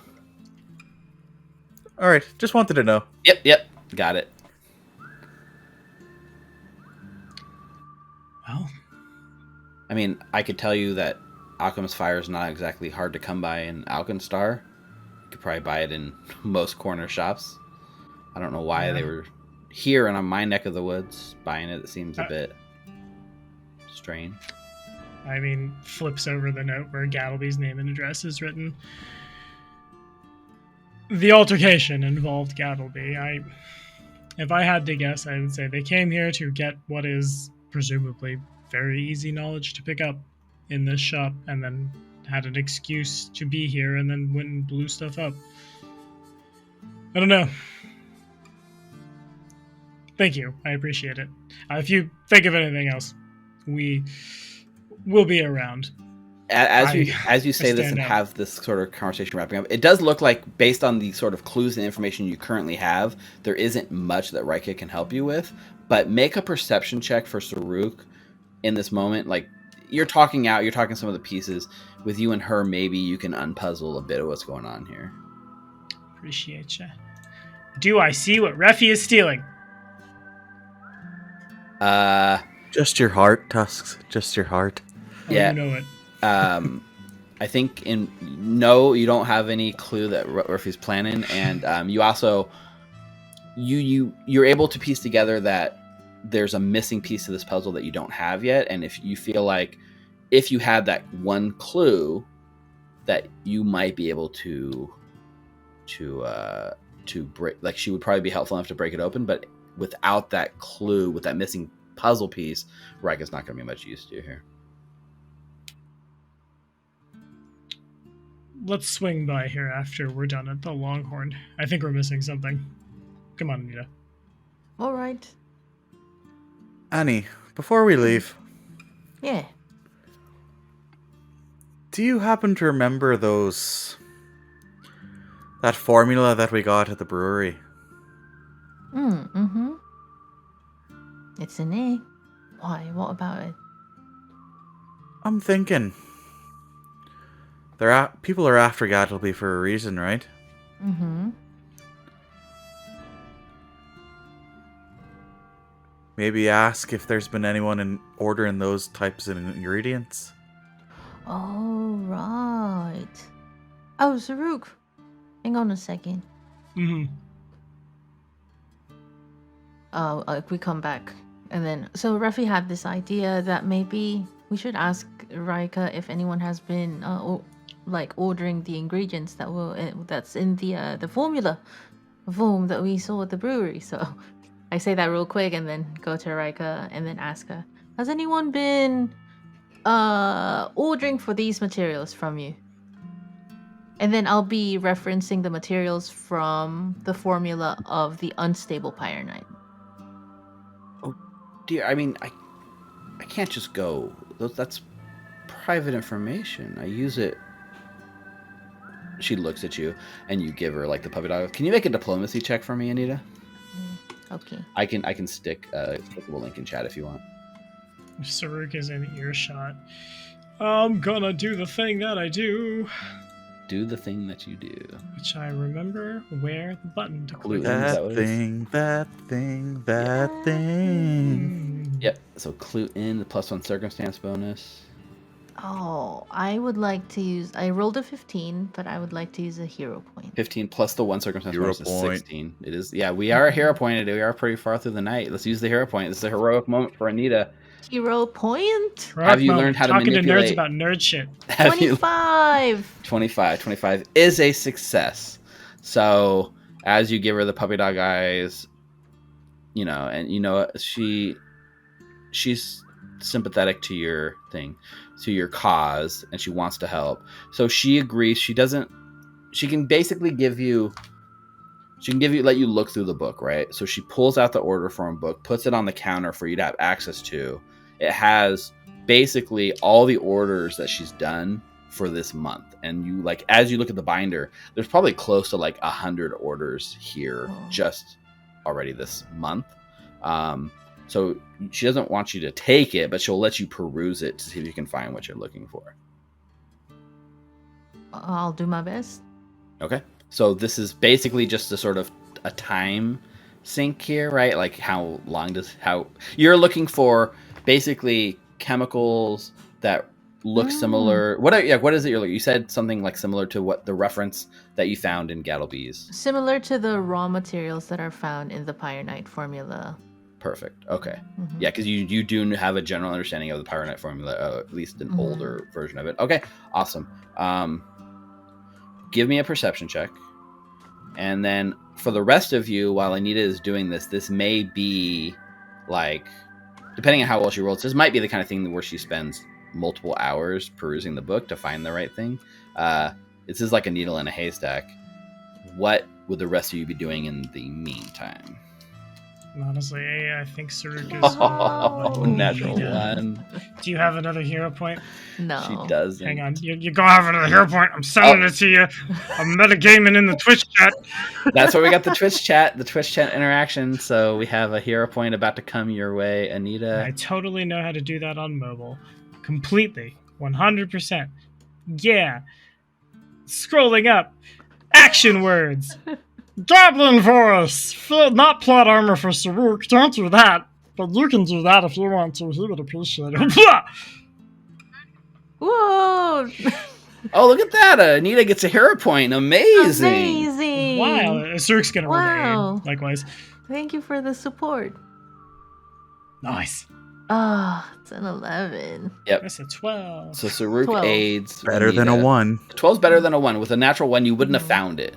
I think with Saruk's aid and your roll of a total of 12, that's not bad. So I think, sorry, I was trying to I never resubscribed on Twitch, so I was trying to do it right now on mobile, but You've got to protect your income, Anita. So No. I'm going to say this is basically a 4-hour search of the book for Anita and Saruk to find what she's looking for. So for Hal and Reficule, you guys are basically have 4 hours to screw around in this area. Like, what are you guys? How do you guys pass the time? I think Hal would Case the long thing. head in after an hour or so and look at Anita and Saruk. And did you look up their order? Like, it was anything else on the order besides what they ordered? Is there anything in here that like might have matches what they had before? Maybe you should check out their order and see what or at least maybe it's in alphabetical order to check the order of the people that came and bought We're this working stuff on here. it. Oh, It's okay. a process. I'll be outside. Did you guys want to check the lounge? While we're doing this, or It might not be the worst idea to go stake out the place. We could check it out. Yeah. I get a big grin on my face. Want to check it out? all right? Before you guys head out, just Too late. to make you, I'll have some The stuff door to is give you. swinging. Halbert, Oh, sorry. Yes, Miss Mendoza. here. This is a mutagen, a cognitive mutagen. I'm gonna give it to you. However, when you drink it, you will feel weak, so you wouldn't be able to do the stuff that you're good at. So squeezing in, jumping from one roof to another. You and Rafi could, figure out who wants what. And then, in case you are in a chase, I'm gonna give each of you this thing called like a cheetah's elixir. So one for you, Rafi, and then one for you. Cheater's Hal. elixir. It's a Is cheetah. that what you're doing in Blyther? No, not cheetah. But this is a cheetah's elixir. It should make you go faster. That's what I said, a If needed. cheater's elixir. There would be a lot of money in a cheater elixir for sure. Why are you like this? Don't answer. But yes, I'm hopefully also we'll be going done to- before the sunset. At the same time, I'm going to look over. Well, good luck with that, Annie, and look over her shoulder and look at the book, and I'm going to attempt to steal the note. Oh, okay. Ah. Maeve. Yeah, the crumpled up the note the note for Maeve. Awesome. Okay, this will be a thievery check from Refugule against Anita's passive perception. It's pretty bad. It's a 15. This is what is the I forget what the name of the action is. Steal. It's just called steal. Thievery. I forget. I'm looking it up. Actions.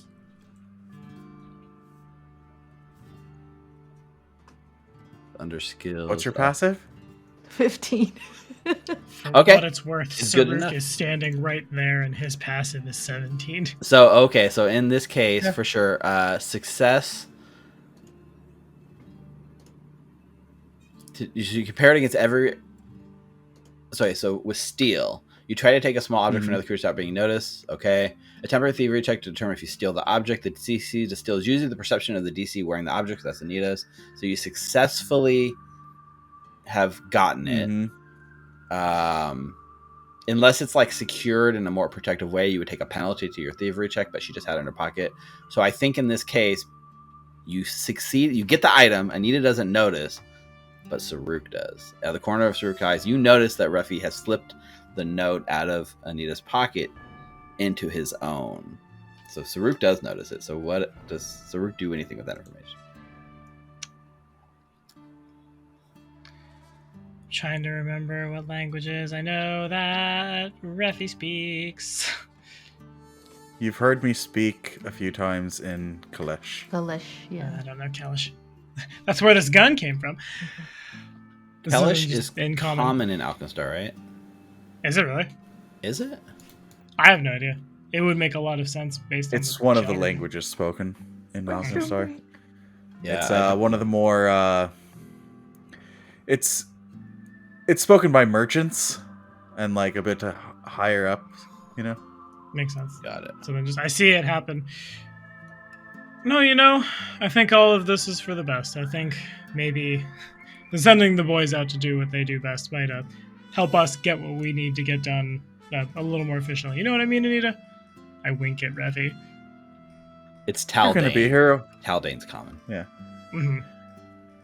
I mean, you both seem like you'll be here a while, and we have a few things we wanted to get done tonight.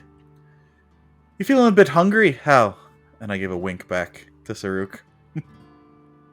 Yeah, I could eat. How about some baked goods? And we walk out the door.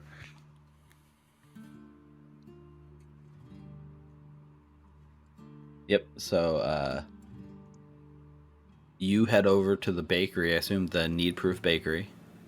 We head back. It's just around the corner. It I is know where just it around the is. corner. We picked up And- Maeve there. I'll hand Refugule the cognigen potion. I don't know. She says it's some real a word I never heard before, so this has got to be for you because I ain't gonna drink something that I don't know. Cognitive. I think it's if you have. I think if you're a little. It's like if you're allergic to something, you take this, right? Yeah. Looks about for any dog. I'm not allergic to dogs. Cats maybe, but not dogs. I don't need that. You're not like gluten sensitive or anything, are you? What is gluten? I don't know. Annie kept talking about it when we were eating bread. She went on this whole tangent for like a month where she's like, I can't eat gluten. Someone at college told her something about it, and she's like, I can't eat gluten, and she wouldn't eat cake. She wouldn't eat any of the brownies. I mean, I was fine with it. It was more for me, but Speaking of cake, yeah, we're here. Yep.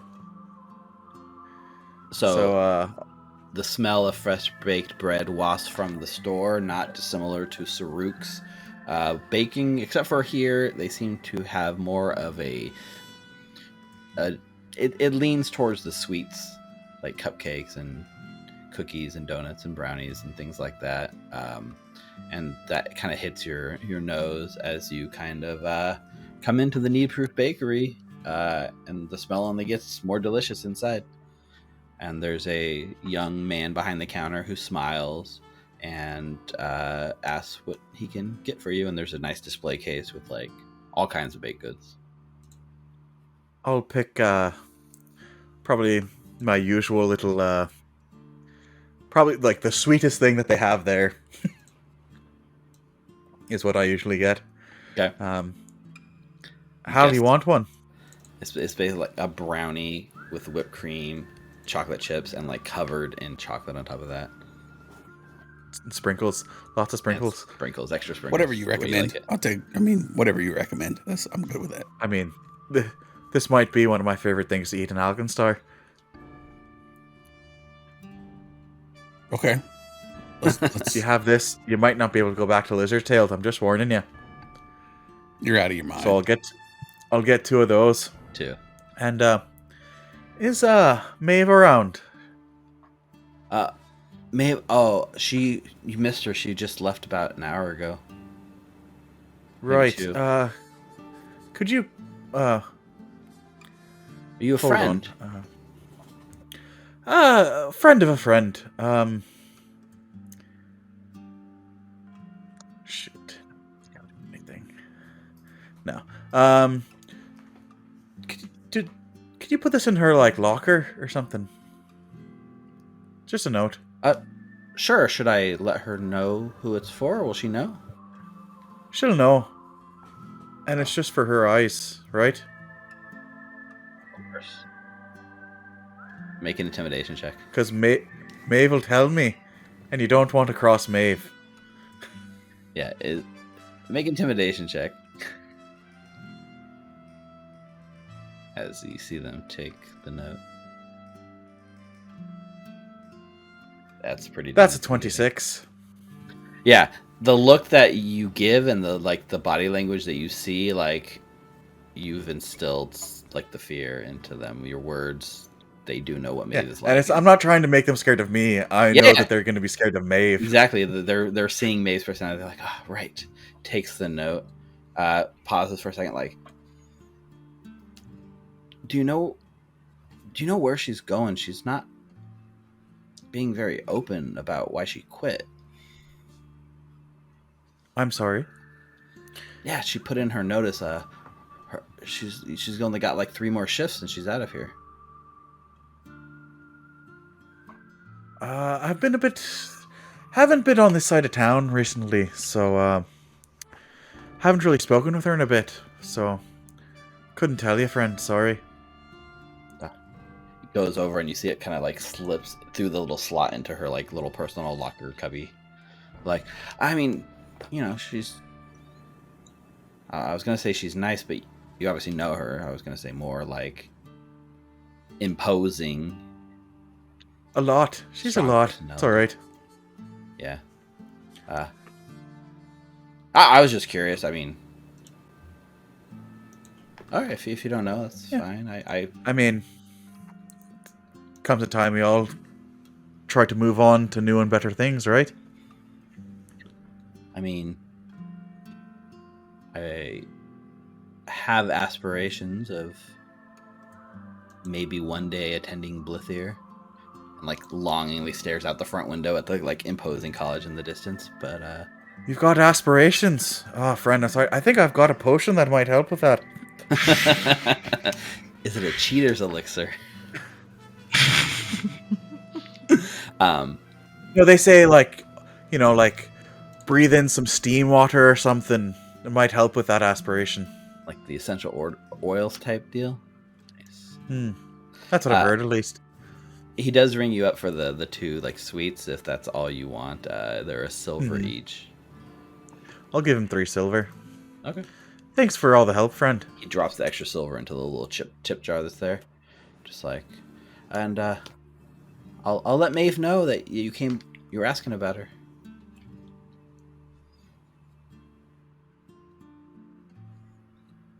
I think you were muted.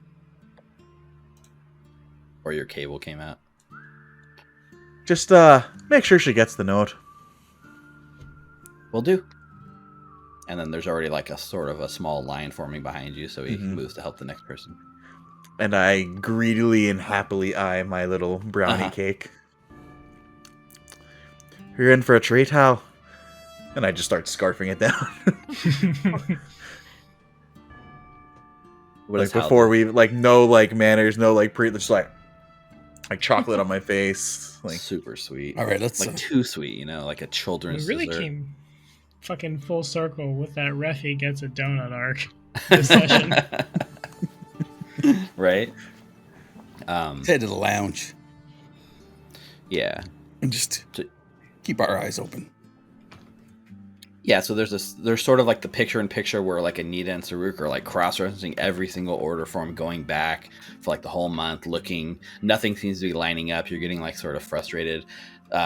Rika has to constantly take the book back to take a new order and like sort of put it back in the front of the book, which makes you lose your place and you got to go back and find it again.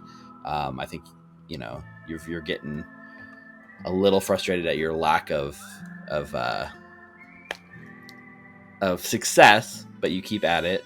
And in the background and like sort of the picture-in-picture thing, we have like Reffy is like already ate his whole thing in house, like nibbling at it as they walk over to the Grayson Hills district. And this part, it's actually interesting because this is the capital district. So to get in here, there's like heavy guards, right? There's like it's metered. There's like one major gate that you can get in and out of, and you pretty much need to have like official business in the capital district or residence or something to even get access. I mean, there might be a way for you guys to sort of slip in unnoticed or socially engineer your way in, but this is like kind of a tense situation where you're both fairly wanted people here, and the Shield Marshal seem to be inspecting anything in and out of the capital district today.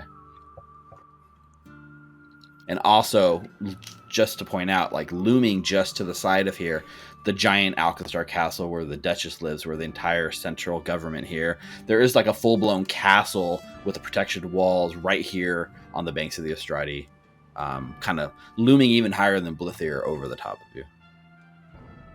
The only thing taller than the castle is Grayson's fingers. So, and as we get closer towards Grayson Fingers, the smile that's been on Reffy's face since he ate the cake and brownies starts to fade. Gets a little more somber. Wipes the chocolate from my face. It might be a bit of trouble to get into the district. What do you mean? It's a What bit kind of guarded. And, well, I haven't been here in quite a while. And when I was here before, I was with someone that, I could just walk right in. Well, maybe we should think about going over or under or around, or wait until it gets a little bit dark and sneak our way through. Might be an option. I think, well, I'd say that we should just try to bribe our way through, but I'm not sure if our gold would be enough to cover the amount that's on our heads. Yeah, that's probably true. And if your old friend Lovelace still has her orders out for her men, then no amount of gold will help there. Yep, I agree. Let's look around for a place we can kind of sneak over, under, or through. I agree. yep, you guys can both give me perception checks as you look for weak points in the city's defenses. Perception.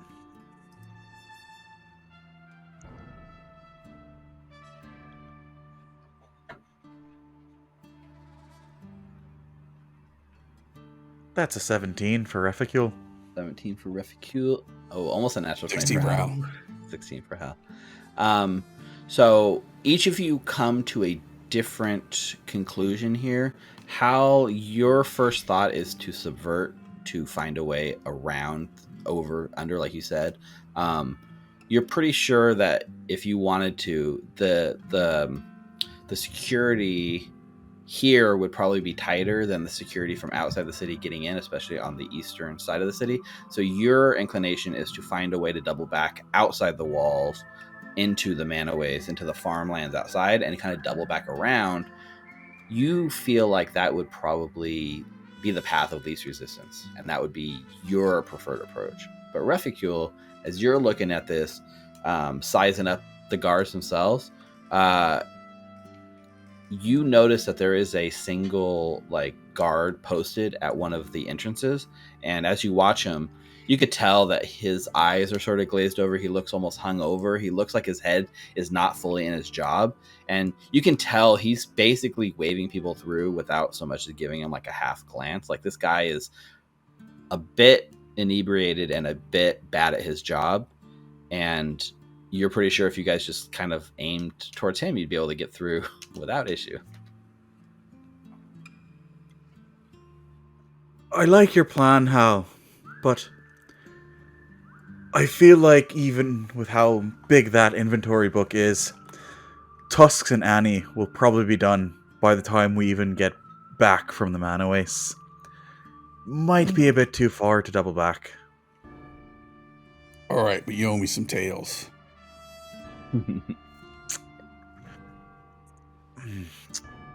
You might want to work on the phrasing for that, but sure. But So, I think we could just walk on by. Yeah. And you guys, you managed to get through past the guard. You kind of get near him. He doesn't even give you like a second glance. You kind of see behind him, there's like a half peeled poster with Hal's face like on there, like a wanted poster. Kind of like the wind and the weather has like torn most of it off. He barely looks at Hal as you come through. And you gain entrance to the capital district. And here the streets are clean. The marshals are, very much in heavy force, like keeping the peace. There's merchants. There's the richest people in all of Alkenstar, the finest clothing. This is the creme de la creme of Alkenstar itself.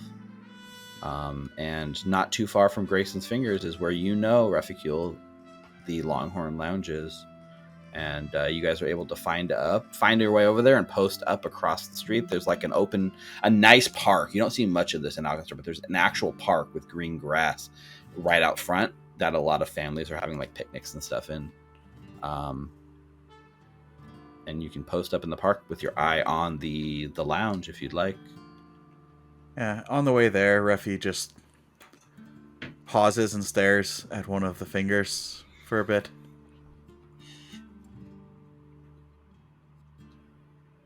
You ever been to the capital? Sorry. Go ahead. No, it's fine.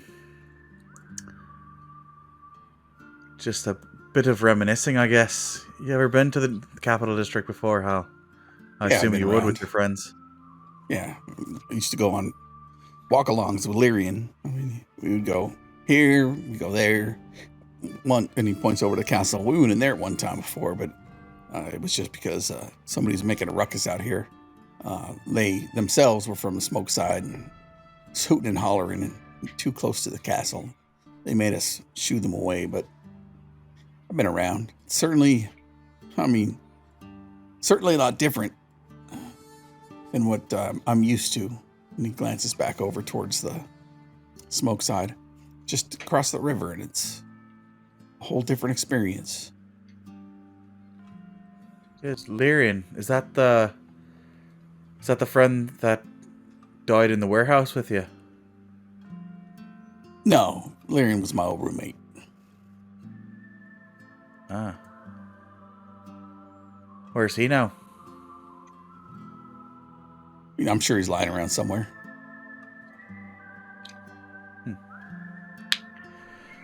You're right. It's a lot cleaner here, on the outside at least, but there is a plus in the smoke side. At least in the smoke side you can see the dirt and the filth. Here, it's just the same, but it's all on the inside. Alright.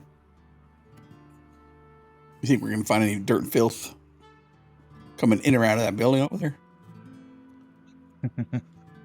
I'm sure there's plenty. The trick is, do we find the dirt and filth we want? I'll turn back and offer Refugio a cigarette, light a new one for him, and post up with his arms across his chest and leaning up his foot against the wall, keeping an eye peeled for anybody who might catch his eye or has caught his eye in the past. And Raphael do the same? Yep. So most of the time here is spent passing fairly uneventful because unfortunately the Longhorn Lounge really seems to be a nighttime sort of lounge. So the only people you see coming and going at this hour of the day tend to be the workers, the manager, people. The very few people have actually come in or out while you guys are watching. So you do see, like, basically, the one thing you would see is basically like a sign hanging out front, which is like, amateur night is tonight. And so basically it's your lucky day that you guys can sign up as competitors if you so choose and ride in one of these rodeos and gain entrance as sort of an amateur athlete open rodeo night. You see the manager kind of come out and hang the banner. Oh, well, that's convenient. I think during this whole time, Hal would try to have a keen eye on out the people who are greeted warmly or given orders, so maybe he can disguise himself as them sometime in the future. But as they pull this sign across, he's like, huh, I'd love to see Saruk up on one of them bulls. That would be pretty damn funny. I'm not sure if the bull would be able to carry him. Even better. You just walk around really slow. There are, as you watch a little longer, you notice that there are people that kind of come in and out. They all have like a sort of a membership card that they flash at the door that grants them access. So there's also the option to like lift one of those off somebody as they leave and use that to get in. I mean, you could potentially try to get in a position where you could get a good look at it and maybe forge one yourself. And actually, as you're looking too, like just the security in this place, like it's pretty heavily guarded around the first floor, Hal, but there is like a balcony and like a side entrance up that gives you a fairly easy way to sneak in. I wouldn't say easy, but a chance to sneak in unknown without going through the front door and without going through the sort of bouncers and bodyguards. There are definitely ways in here, and like you said, you've kind of eyeballed a few of these people coming in and out. You could potentially disguise yourself as one of these other guests and like just kind of like demand entrance, like you lost your card or whatever, you know. Like there are lots of options for you guys to do in addition to just signing up for the rodeo, and that is also another way in. So yeah, good. Why do you think they're all wearing the same kind of same kind of jackets? What do you think their jackets symbolize? It's just a bit of a, bit of a status symbol for these people, to show that they're part of the club. Oh, so like you think it's just members only? I think so. Everyone is also wearing either like fine or high fashion clothing. Like everyone you've seen go in and out is dressed to the nines. Way more than you look down at your own outfit. There's no posted dress code, but it does seem to go a long way here. You think they're done? You think we should head back, drag them over here? I'd really like to see Saruk ride one of them bulls. Mechanical bulls, right? Clockwork bulls? I think so. I think it's if all else fails, that's our ticket in. So we have to. If we miss it, we'd have to wait for the next amateur night. Yeah. All right. Let's head back. Yeah. So there's a crossfade back. The sun is like going down. It's getting late. Anita and Saruk are like super frustrated going through the book. You're really about to throw in the towel, and you let out like an exasperated gasp, and you kind of look down at the page. It just happens to be on, Anita, and something sort of clicks. It's not 100%. There are a few interesting ingredients that are not common that you have recognized that match the recipe that you found for pyronite, but only about like 30% of the ingredients are correct here. But something sort of matches because the uncommon ingredients here match the uncommon ingredients on the formula you know of, and you've passed over this multiple times, but you see it this time. Something in you tells you that it's like the right one. Like this, something tells you this is it. You just have a feeling. Is there a name, any information on that order form? There is. So you look up at the top. There is an order form. It's filled out for.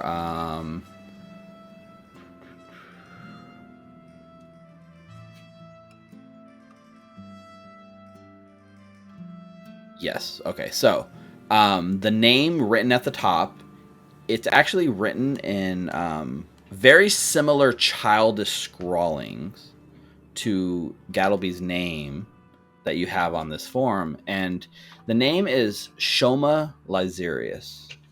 I'll put that in chat. Shoma? If you'd like, you can make an academia lore check for me. Okay. Sure, I think I found something.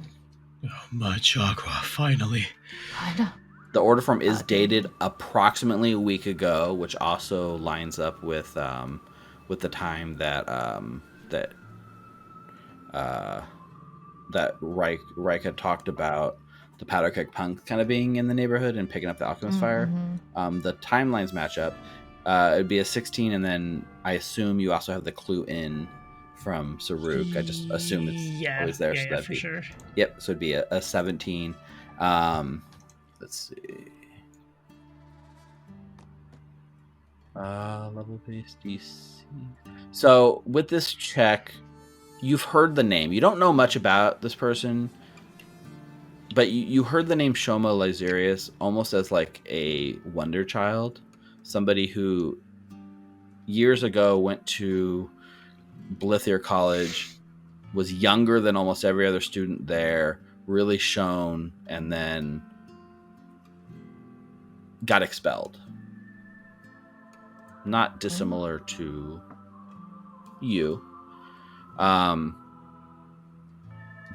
you've only heard him talked about in terms of like, you know, be careful, you're going to pull a Shoma, like you're going to burn out, you're going to, peak too young, pace yourself, it's more of a saying around Blithier College than it is a person that you know much about intimately. But yeah, this name, there's no address, but there is a name and an order form, and you look over with the ingredients that are here, you're pretty sure this is going to make a potent explosive. Okay.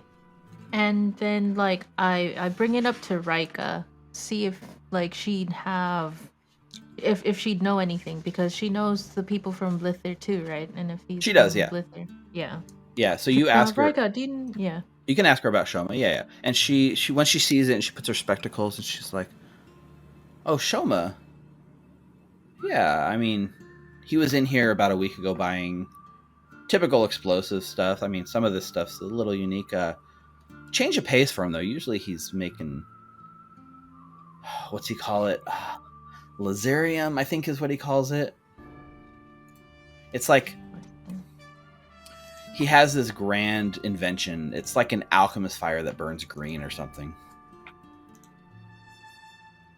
Would you say both him and Gattlebee were in the same cohort? Oh no. Shoma. Oh no. Shoma hasn't been around in the circle for, God, at least a decade now. Oh, alright. Forgive me, maybe I'm wrong, but when we had the altercation with the Powderkegs, their alchemist fire was also green, wasn't it? Or am I misremembering? No, you're correct. It was. It burned in a different color than alchemist fire generally does. At which point I produce one of the looted alchemist fires, set it on the table, push it over. This? she kind of looks down at it and she nods. She says, that looks like one of his. Yeah. She kind of looks at it in the light. It's functionally seems very similar to Alchemist Fire, but it's much smaller. Like usually an Alchemist Fire was like a big jug kind of thing. This is like a smaller vial that basically has like no bulk to it whatsoever. Like you could pack way more of this laserium stuff into an explosive than regular Alchemist Fire. So there is it's basically a more potent Alchemist Fire that weighs less to function. Old Shoma. Yeah, this is definitely one of his. Wait, is he in the Powderkeg Punks? I mean, what... you have no idea where we would find him. You're too far out of touch, I assume. We don't do deliveries. We just do pickups. So he's always just come into the shop. Unfortunately, I don't know where he stays. I see. Well, at least we have a name.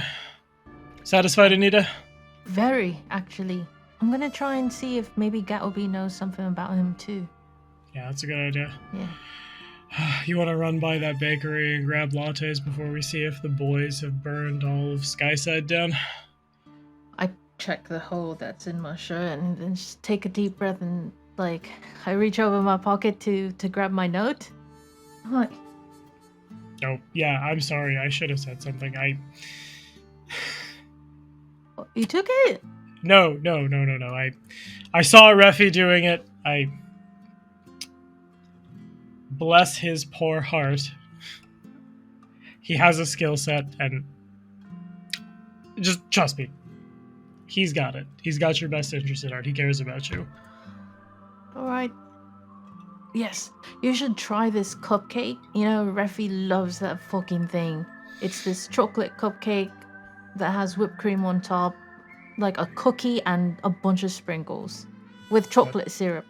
Yeah, I'm in. Let's go. I've done enough paperwork for one day. I did not miss this about the old job. Thank you.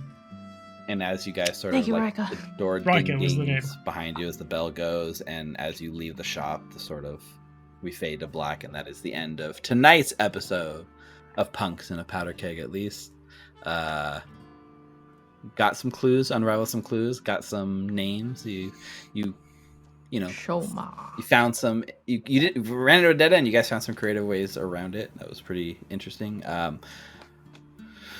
But alas, that is going to do it for us this week in Alkenstar. Big thanks to Ninna, Richard, Ricardo, Tommy for playing with me. It's been fun as always. My son's behind me also saying hi to everyone. Bye. Yeah, bye. It's been fun playing with you guys tonight.